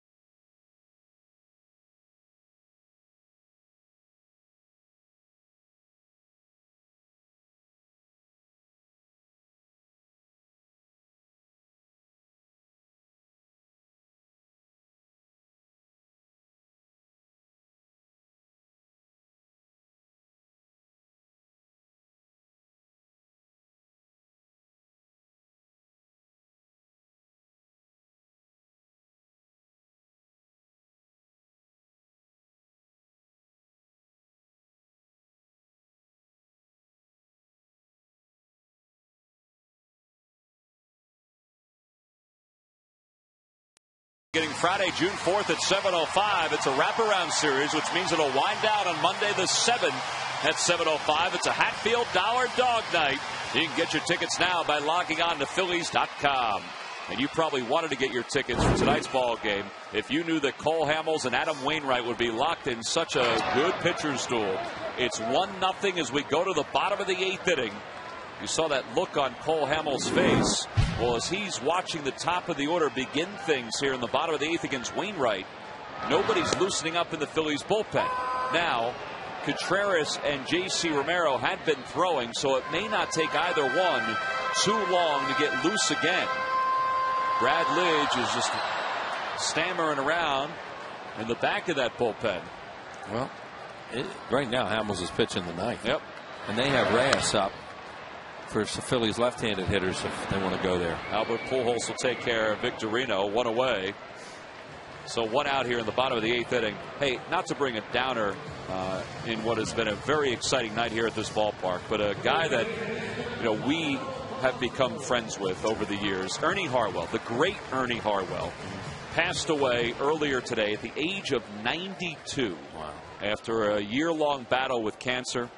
And we want to send our best to the Harwell family and to everybody associated with the Detroit Tigers, and where he was the longtime broadcaster, we know how it feels as Polanco lines the first pitch from Wainwright right to shortstop, and they're 2 away. And you know, Wheels, back about, I guess about 8 years ago, 9 years ago, might have even been longer than that, I met Ernie Harwell in Toronto. He was doing a game with Jim Hunter, who's one of the Orioles broadcasters, on national radio. And I was telling him I was doing the Princeton football games. And I said, there's never a stat person for Princeton football. And he said, well, give me a yellow pad. And this isn't a yellow pad, but it's a kind of a pad that we can show. He taught me how to keep score and to keep stats of a game, a football game, while doing play-by-play. Wow. And it was just a simple way to do it. And spent the weekend with him up in Toronto, and he was unbelievable. Special man. He lived in Palm Harbor, Florida for a long time, right near Clearwater. So he'd come down and watch games even when the Tigers weren't there playing the Phillies. And he was just great to talk to. He's so gracious. What a loss. Chase Utley takes the 1-0 pitch for a strike. It's 1-1. I remember walking in Tiger Stadium the first time I'd ever been there, and Harry White and I are near the elevator. Here comes Ernie. And he comes over and he's talking to us like he's welcoming us into his home. Absolutely. And he wanted to give us a tour of the ballpark. It was vintage. It was typical Ernie Harwell. You know, what can I do for you? Here, do you know how to get here? Do you know? No, we don't know. You know, this is our first time, and this was the old Tiger Stadium. And he showed you how to get places, and he was just great that weekend. Well, we know that Ernie has not done Tigers games for a handful of years. He was always at the ballpark, though. He'd always come on Sundays when the Tigers were home, even at their new ballpark. But, you know, the Tiger fans are in everybody's thoughts, just as Ernie's family is as well, as Chase Utley rolls one over to Albert Pujols. He'll throw it to Wainwright covering. The inning is over. 3-1 on the putout. We have played 8 innings here at Citizens Bank Park. 1-0 Phillies, and it looks like Cole Hamels will go back to work to try to pick up a complete game.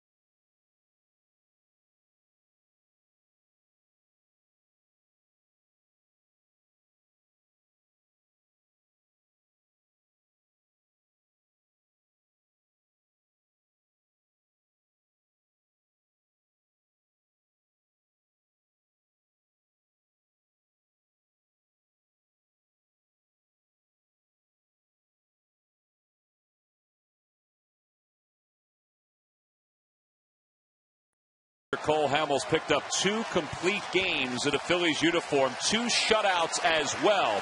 Overall, he has 4 career shutouts, 6 career complete games. Well, he's going for both here tonight. Top of the 9th inning, a 1-0 Phillies lead. And time is called just as Cole was going to the plate. And another fan has come onto the field. Man, what an idiot. That's just an idiot to do that in a game this important at this point with Hamels all pumped up. What a dope. Well, this is how good Cole Hamels has been in this ball game tonight. 8 strikeouts, and he's mixed every one of his pitches up tonight. He's done a great job, Tom. He came out with a tremendous fastball in the first inning, and once he had that fastball, then everything else worked off it. As most great pitchers do, they work off their fastball. Defense has been good behind him. And this is just a shame that he has to stand out here and throw warm-up pitches right now. What a joke.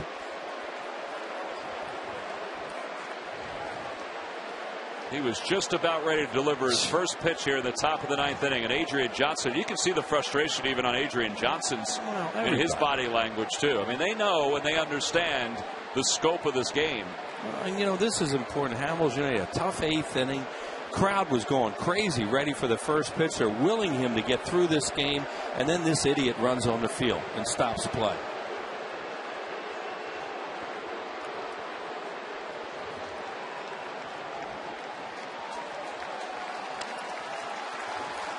Well, now we are ready to resume. Hamels just collecting his thoughts behind the mound. 1-0 Phillies here in the top of the 9th inning. David Freese, Yadier Molina, and Joe Mather due up for the Cardinals. Freese is 1 for 3. And the first pitch of the 9th. On the outside corner, a changeup for a strike. Early on in this ball game, Hamels was throwing fastballs and cutters. He mixed in a couple of changeups early, but it's really been fastball and changeup the last couple of innings. And he's thrown his curveball a little bit just to show it to them. Show it. He's ahead, no balls and 2 strikes. Boy, this crowd is so great here tonight. They are really with him.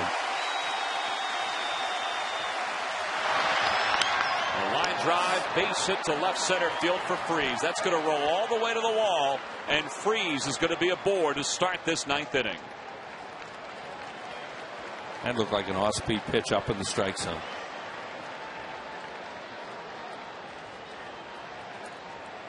That's his second hit.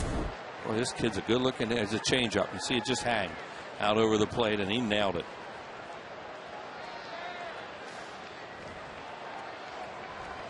And they even were in a no doubles defense out there, and he hit it in a perfect spot. Charlie has Brad Lidge loosening up at the pen. He was loosening to start the inning.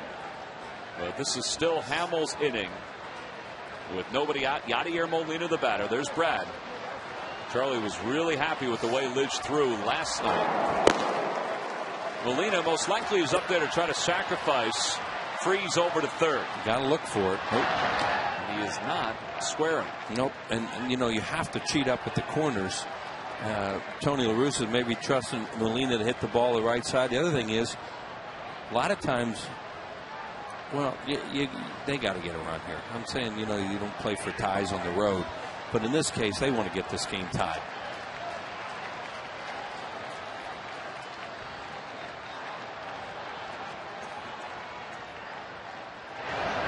Opposite way, fair ball. So the game's going to be tied. That one's going to roll to the corner. Freese will score from second. Back-to-back doubles for the Cardinals, and it's a 1-1 game.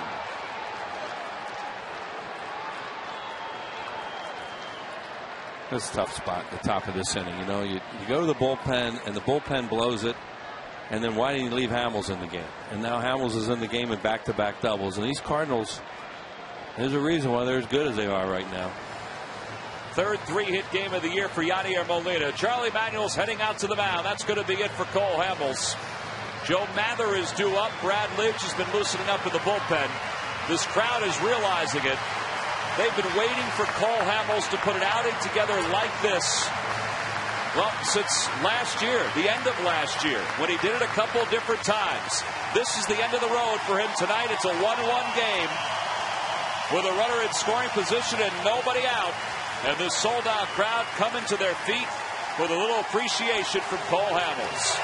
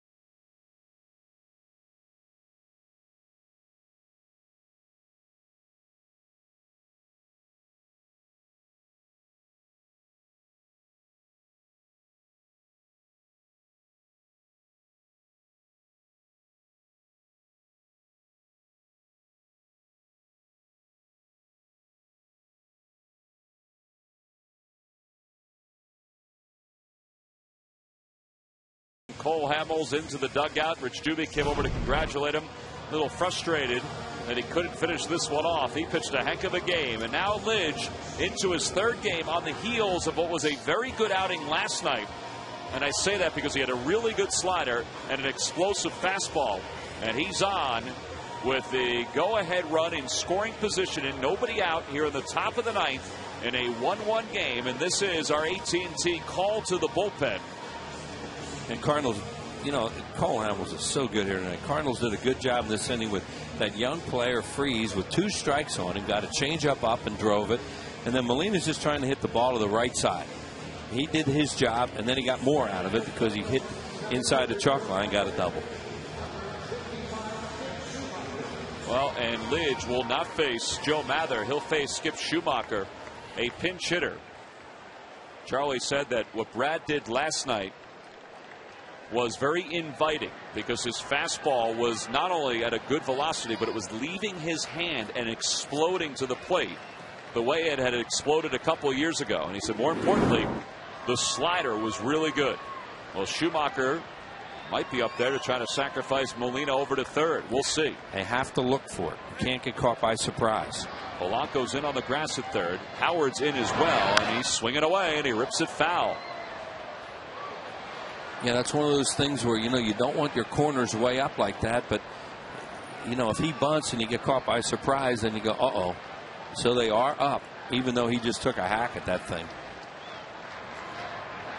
A pinch hitter here, a pinch hitter on deck in Colby Rasmussen. You see where Howard is. He's taken a couple steps back, guarding the line.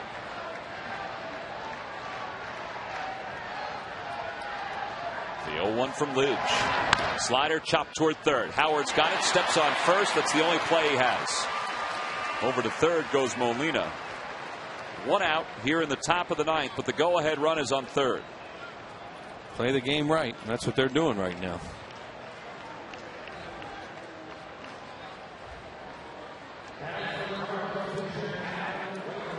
And now Colby Rasmussen, the hitter. As Schumacher's congratulated, getting the runner over. They're going to walk Rasmus intentionally. So they can put the double play in order with Brendan Ryan due up. Double play in order, and also he probably thinks he has a better chance to strike Ryan out than he does Colby Rasmussen. The spot and a strikeout is huge. And Ryan is followed by Tyler Green, another young hitter, so maybe it's back-to-back hitters that they can go after here. Yep. So there's intentional ball 4 to Rasmus.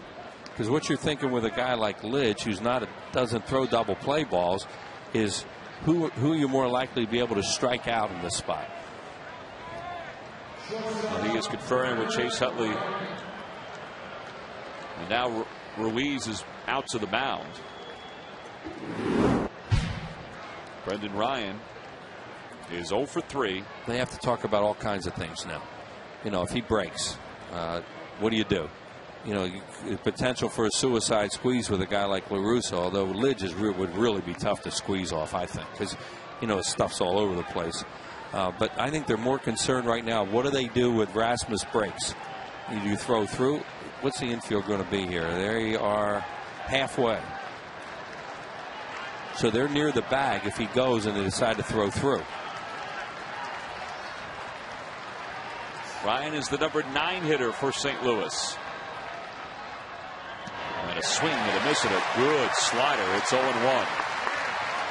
Good call on the first pitch because he's up there trying to drive it somewhere and knock that run in. And now Ruiz will lay down some more signs. Right. Now what Carlos Ruiz is doing right now is what we were just talking about. He's telling the middle infielders what they're going to do if the runner breaks.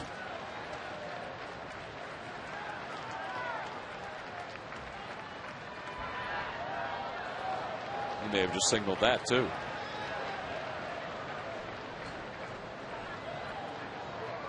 Jose Oquendo down the line talking to Brendan Ryan. Is that just to make, well, maybe they'll squeeze here. Just can't picture them doing that with Lidge on the way. You never know, though. It was kind of odd. Pete McCannon's laying down the defensive signs for Carlos Ruiz.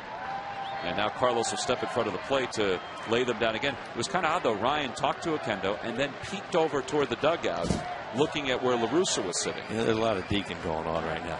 I like that. It's all part of the cat and mouse game. Oh, this is fun right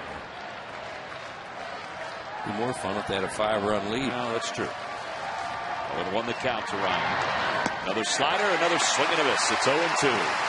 Well, Ruiz is doing a great job of having the confidence to call that thing, too, because he sees Ryan taking these wild swings at it. And, you know, you call it, and you know it has a chance to bounce away. Call it again? I got to think you would. You know, I mean, he hasn't shown any indication that he can hit that thing. And it's been in a good spot. Right, and you don't have to bury it either, because he's swinging and those things are slightly elevated. The 0-2 pitch. Swing and a miss. He got him with another slider. 3 straight sliders. Similar spots with all 3. That one was a little closer to the plate, but it was down 2 away here in the 9th inning. Well, I think it just seemed like he was not trying to bounce them after he got that first swing. See, that thing still has some air to it as it's getting to home plate, as opposed to the one that he throws it, you know it's going to bounce right out of his hand. So 2 outs, and John Jay is going to be introduced as a pinch hitter for the Cardinals. That'll bring Rich Doobie out, and all Dubes is coming out for right now is to go over the scouting reports they have on the young left-handed hitter, Jay. Well, again, as Wheel said, young left-handed hitter, and there have been times that we've seen, particularly the first year Brad was with the Phillies, that when there was a young hitter coming up, he thrived, particularly with that slider. John Jay began the year in AAA. The other thing that, you know, they're talking about out there, and you know, a La Russa type team, they might try to double steal here. You know, they might send, if they get to a certain point in the count, Rasmus might go try to get in a run down and steal the run from third. So, you know, all these things are involved right now. Well, Molina's at third. And he runs well for a catcher. He's already stolen a base tonight. Over at first is Rasmus. 2 outs, and John Jay, who had a 16-game hitting streak down to AAA in the first month of the season, is the batter. 2 for 8 in the majors, and a slider in there for a strike. A little different location, which is also a good sign that he's controlling his slider at different spots. And he's not bouncing it, because that bounce one, you know, is harder to control. And of course, it's not as big a deal now. You have 2 outs, but still is important. Because it bounced too far away, they get the go-ahead run. That's a fastball from Lidge. 1-1 the count. Lidge last night hit 95 with one of his fastballs. For the most part, he was at 94 and 93.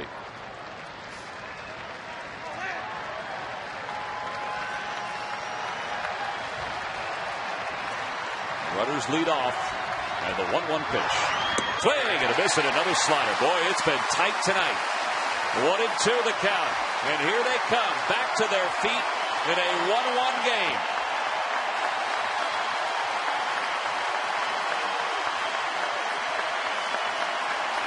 Brad Lidge on in relief of Cole Hamels. And he doesn't have to throw a perfect one here, and he just doesn't want to hang one.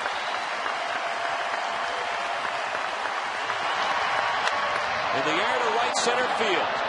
Jason Worth on the run. So is Victorino. Shane makes the call, makes the catch, and the inning is over. Brad Lidge works out of a jam here in the 9th inning. The Cardinals do tie it up on the RBI double by Yadier Molina, but it also means that we go to the bottom of the 9th inning in a 1-1 game with Ryan Howard, Jason Worth, and Raul Ibanez due up.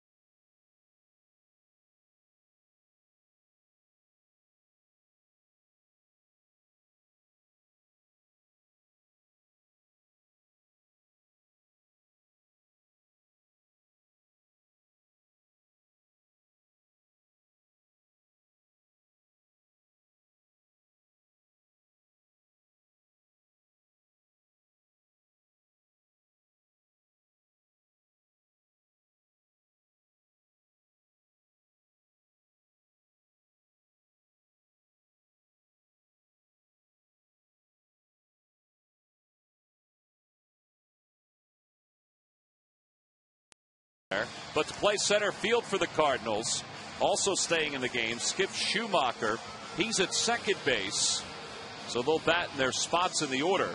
That means the number 7 spot for Schumacher, the number 8 spot for Rasmus, and Dennis Reyes is the new pitcher for the Cardinals. The big lefty in his 13th game. He has pitched well for St. Louis. 2-0, a 1.35 earned run average. But he has walked 5 in 6 2/3, and he's on to face the left-handed hitting Ryan Howard. It'll be Howard, Jason Worth, and Raul Ibanez in a 1-1 game.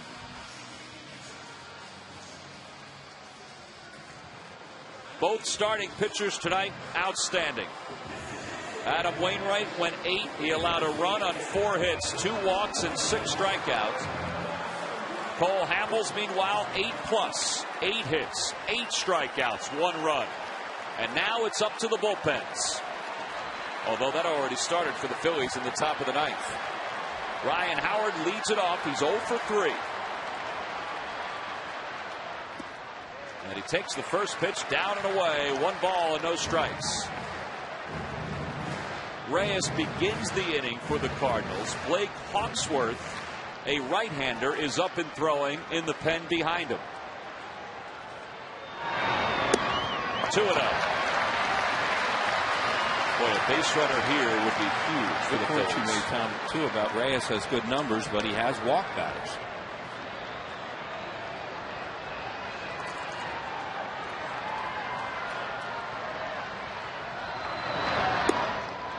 Ryan Howard has worked the count in his favor, 3-0. There's Hawksworth. Now they make the decision where they let him swing 3-0. And this guy just staying away right now. You try to pull 3-0 and it's away. You hit a ground ball to second. He's taken ball 4, and Ryan Howard is aboard. The potential winning run is on base for Jason Worth. And here comes Tony La Russa. Tony does have the luxury of having more than Reyes out of the pen as a left-hander. So he's going to go to the right-hander, Hawksworth, here to face Jason Worth. So Hawksworth will be the new pitcher for the Cardinals. We are deep into the bullpens now here in the bottom of the 9th. The 1-1 game. The winning run at first.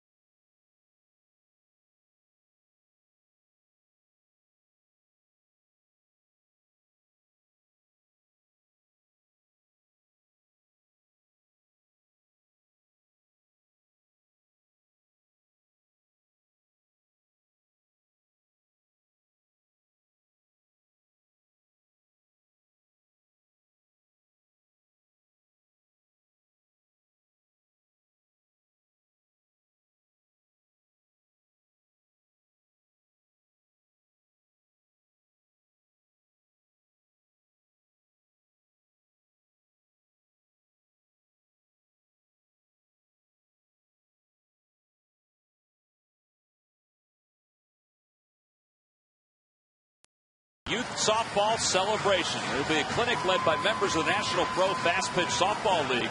Softball teams can participate in pregame parade on the field here at Citizens Bank Park. Discounted game tickets for players, coaches, and their families. For more information, email FanDev, D-E-V, at Phillies.com or call 215-463-1000. Last of the 9th, a 1-1 game. Ryan Howard is aboard. And Blake Hawksworth is in the game for St. Louis. Hawksworth pitched well last year for the Cardinals, particularly after the All-Star break. Overall, he was 4-0 with an ERA of 2.03. On to face Jason Worth. Jason takes one outside for a ball. It's 1-0. And they have him in the game because he's a sinker ball pitcher. They're looking for a double play here. They do not have the other left-hander up, Trevor Miller, for Ibanez, and the left-handers on the Phillies bench. Outside, 2 balls and no strikes. 6 straight pitches by Reyes and Hawksworth out of the strike zone to begin this ninth. See what Jason has done tonight. He's reached base safely now in 26 games to start the year.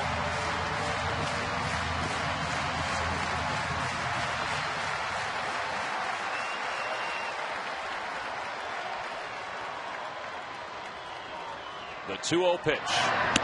3 balls and no strikes.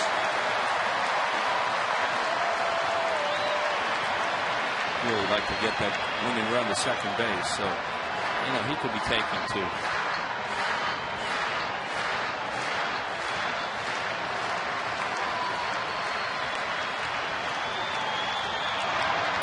He got the green light, a swing and a miss. It's 3-1. Well, Jason has been in these shoes before. For that against the Cubs, and Jeff Samardzija, a 3-run home run last year to win the ball game. Yep. He had that to do again. He may have taken that pitch because that's probably on the outside.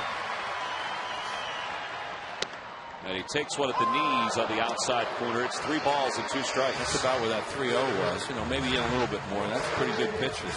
Guy just threw. Phillies have not had a walk-off win this year. Haven't had a whole lot of home games though this year. Right. Now Jason's down on strikes, a 95-mile-an-hour fastball up and in. 1 away here in the 9th inning. Jason a little anxious in that at bat. He's such a patient hitter, but he gets himself out here. This is ball 4 by a lot.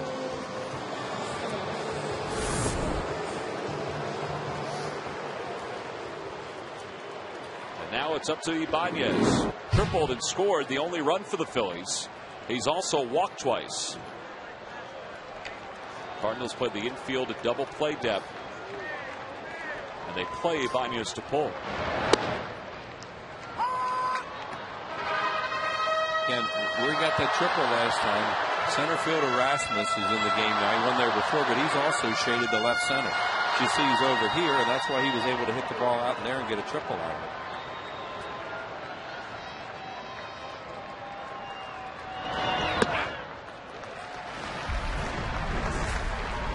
Well, this is how he endeared himself to the Philly fans last year against the Padres. The Phillies are about to get swept in that series. They were struggling early in the year. That was a huge win for them. 1 ball, 1 strike the count to Ibanez. And Raul out in front a little bit. And he trickles that foul. 1-2.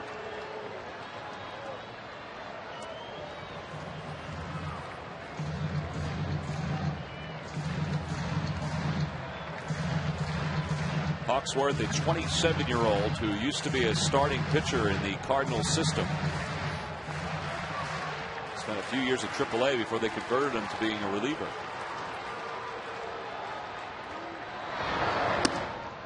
And a changeup taken outside. It's 2 balls and 2 strikes now to Raul.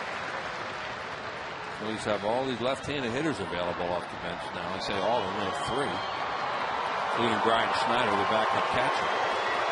Well, Dobbs is on the first step of the dugout. He's waiting.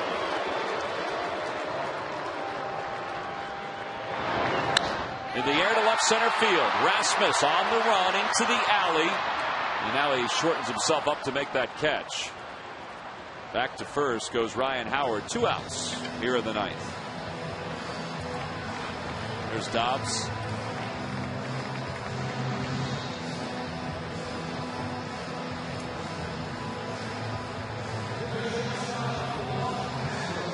Juan Castro 0 for 3 tonight.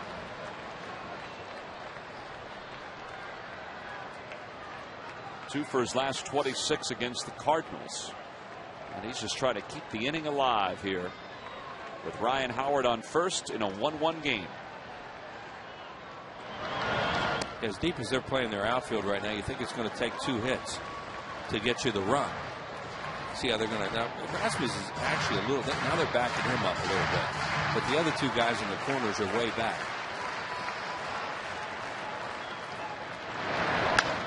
Little roller right side. Schumacher. He was deep, and he has to hustle in to make that play, and he does. And Castro's retired, and the inning is over. No runs, no hits, one man left. Hawksworth comes on to close out the Phils here in the ninth. We got extra innings coming here at Citizens Bank Park.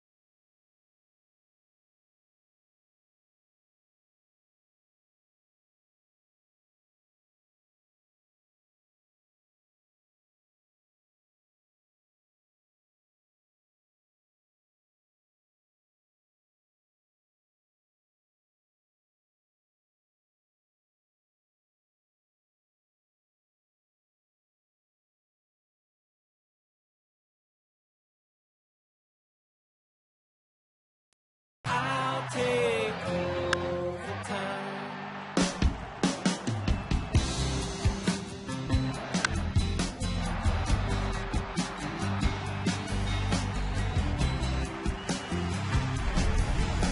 Well, Cole Hamels, who you just saw walking off, tipping his cap, pitched exceptionally well tonight. 8+ innings. He struck out 8. Brad Lidge came on to finish up the 9th inning. The Phillies got the leadoff batter aboard in the bottom of the 9th, but couldn't score, so we go to extra innings. Phillies are 1-1 in extra inning ball games. Their one win came against the Giants. The Cardinals, meanwhile, 0-1. And here's Jose Contreras. 9th game for Jose. 1 win, 1 loss, a 1.35 earned run average. And he'll be facing Ryan Ludwig, Albert Pujols, and Matt Holliday. And Ludwig's up there swinging at the first pitch, and it's 0-1. Ludwig tonight is 0 for 2 with a couple of walks.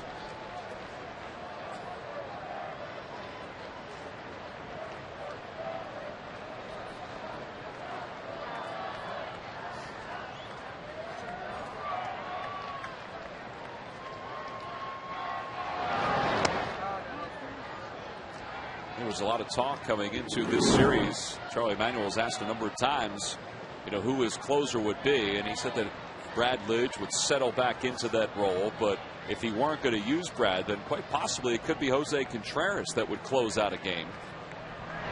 The Phillies have made a double switch here with Contreras now in the number 6 spot in the lineup, and Ben Francisco has come in to play left field, and he'll bat 9th, so he's going to be able to bat 2nd in the bottom of the 10th. Yeah, and you also give, depending on what happens in Contreras pitches, you give the option to use him for 2 innings. Correct. Which is what the thought was when they picked him up. And Ludwig stays alive, gets a piece of that one. Sound like Carlos Ruiz got a lot of leather on that one, couldn't quite hold on. Phillies came off this most recent road trip, and Jose Contreras had a reunion that we could only imagine growing up here in the United States and living here in the States. And that's a heck of a pitch right there. 98-mile-an-hour fastball swung out and missed. What a way. Yeah, after throwing some splitters to him, that probably seemed like 108. Oh, 1 out. And here's Albert Pujols. He always has that splitter grip before he gets ready to pitch, but now he's going to go with looks like a little two-seamer. Oh, man, a 98 two-seamer. That's like Kevin Brown used to throw. All kinds of movement. Here's Albert Pujols. And he takes a pitch low, 1-0. Anyway, when the Phillies came off their most recent road trip, Jose Contreras was reunited for the first time since 2003 with his mom, Modesta, who was finally able to come over from Cuba to see her son and eventually see her son pitch in the big leagues.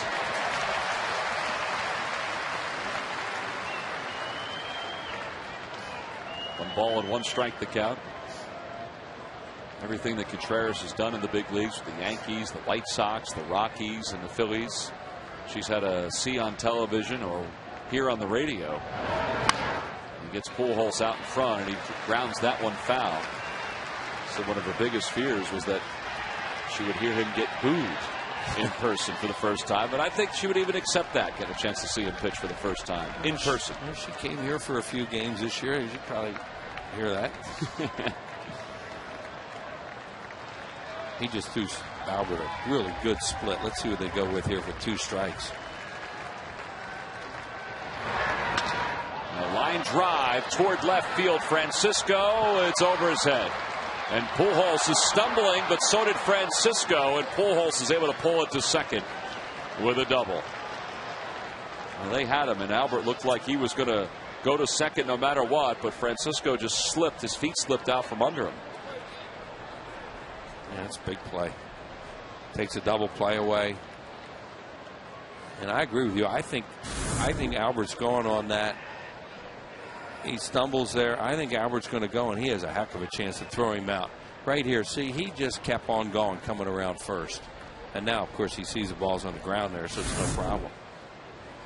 So he's in scoring position with 1 out. And Matt Holliday 1 for 4.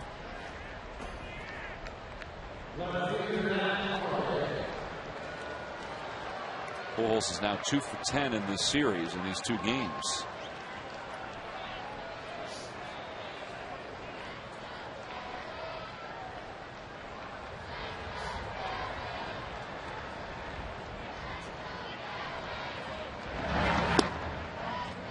Ball off the glove of Ruiz, a 97-mile-an-hour fastball that misses inside. 1-0.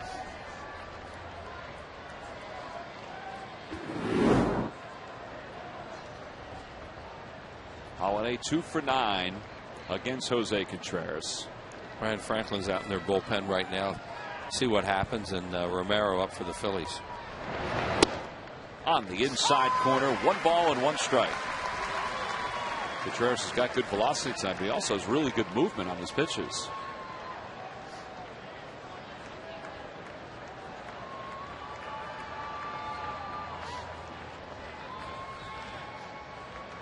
Pujols takes his lead off second.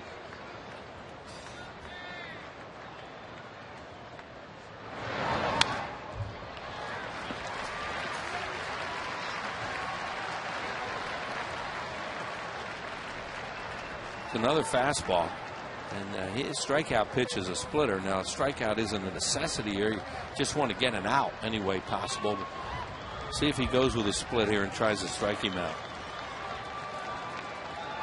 or just get him out with one. We got long fingers, doesn't he? He's got big paws, big hands. 1 ball, 2 strikes. The count to Holliday. And he did get him. A splitter, swung on and missed. Holliday doesn't run. Pujols didn't run from second. First base was unoccupied, and Matt Holliday could have taken off and forced the throw. Yep. 2 outs. And that's what you want your base runner to do. Make Ruiz throw the ball to first base. You never know what could happen. He just walked away. And Pujols didn't go anywhere. Here it is. Tom says first base is unoccupied. Great splitter. And ate Carlos Ruiz alive. But Holliday just walked away. There it is right there. Pujols is, caught in between. He's going to make sure he doesn't make it out at third base. And he walks away. That's it. So Holliday rung up for the second out. And here's David Freese, who has been a problem this series. Clutch hitter. 4 hits and 9 at-bats. His leadoff double in the 9th inning eventually led to the only run for the Cardinals. And he fouls the first pitch from Contreras. It's 0-1.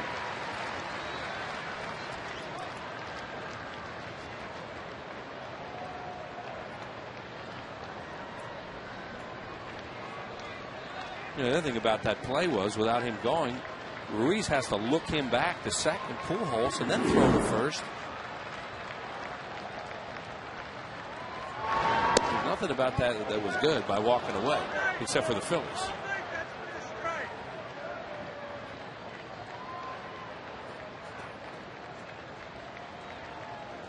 And that guy's a good player.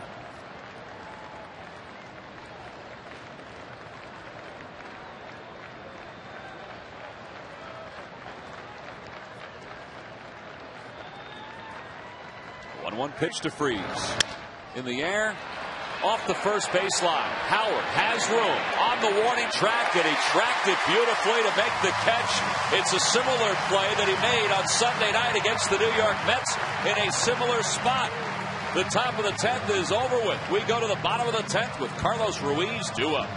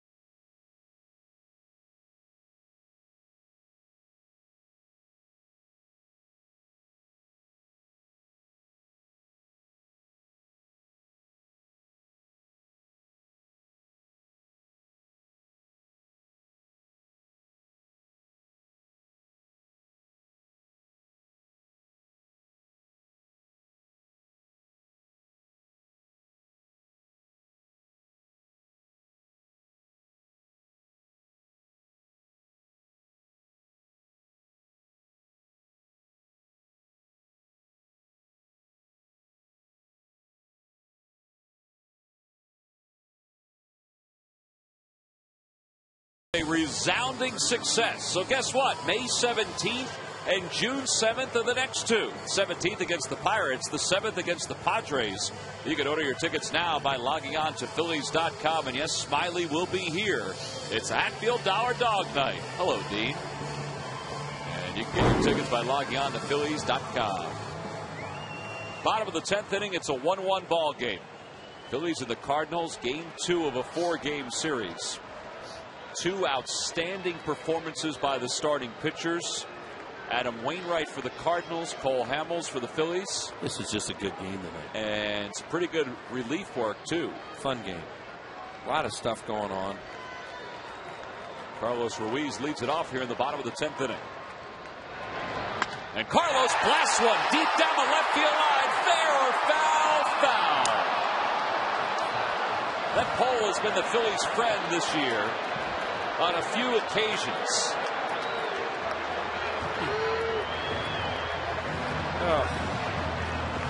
That is an expression that you can find all around the Delaware Valley. Talk about a new outlaw. First ball, fastball, and he's all over it.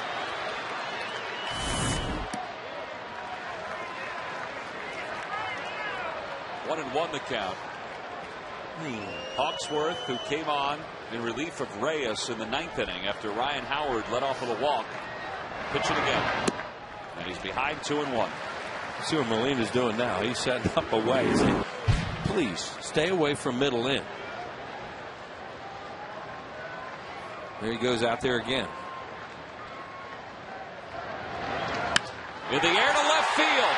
That one's fair. That one is gone! Just over the flower bed. Carlos Ruiz, a walk-off home run. And the Phillies have defeated the St. Louis Cardinals 2-1 in 10 innings. What a game. Wow.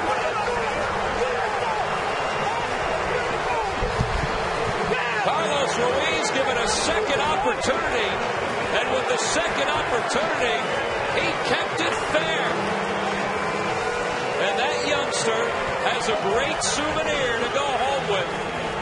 And William Easterly of Allentown, Pennsylvania, you've won $100 thanks to a walk-off home run in our McDonald's home run jackpot. You know, Holiday acted like that thing was way out when it was hit, and then all of a sudden he started to run like he had a chance to catch it.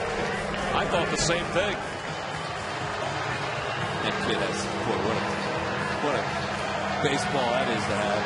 You hear the shoots out here. What a good guy Carlos Ruiz is. You don't usually get a second chance. See, they're set up way away, tailed back over the plate a little bit. Hawksworth thought it was out off the bat. You see him walk off. The bench thinks it's got a chance. They're climbing over, and then it just makes it. Ooh.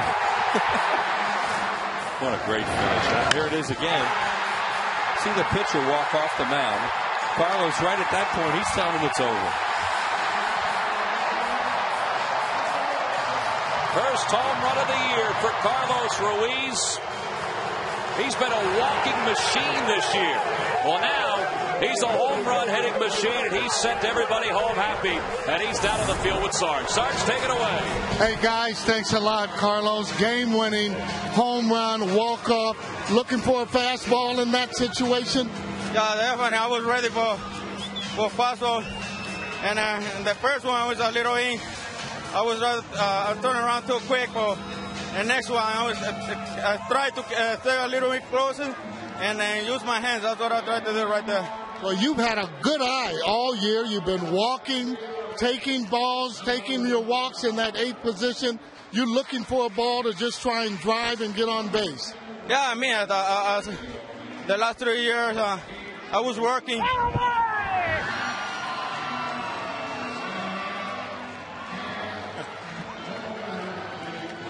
Well, we do have kids in the stadium. That was fun.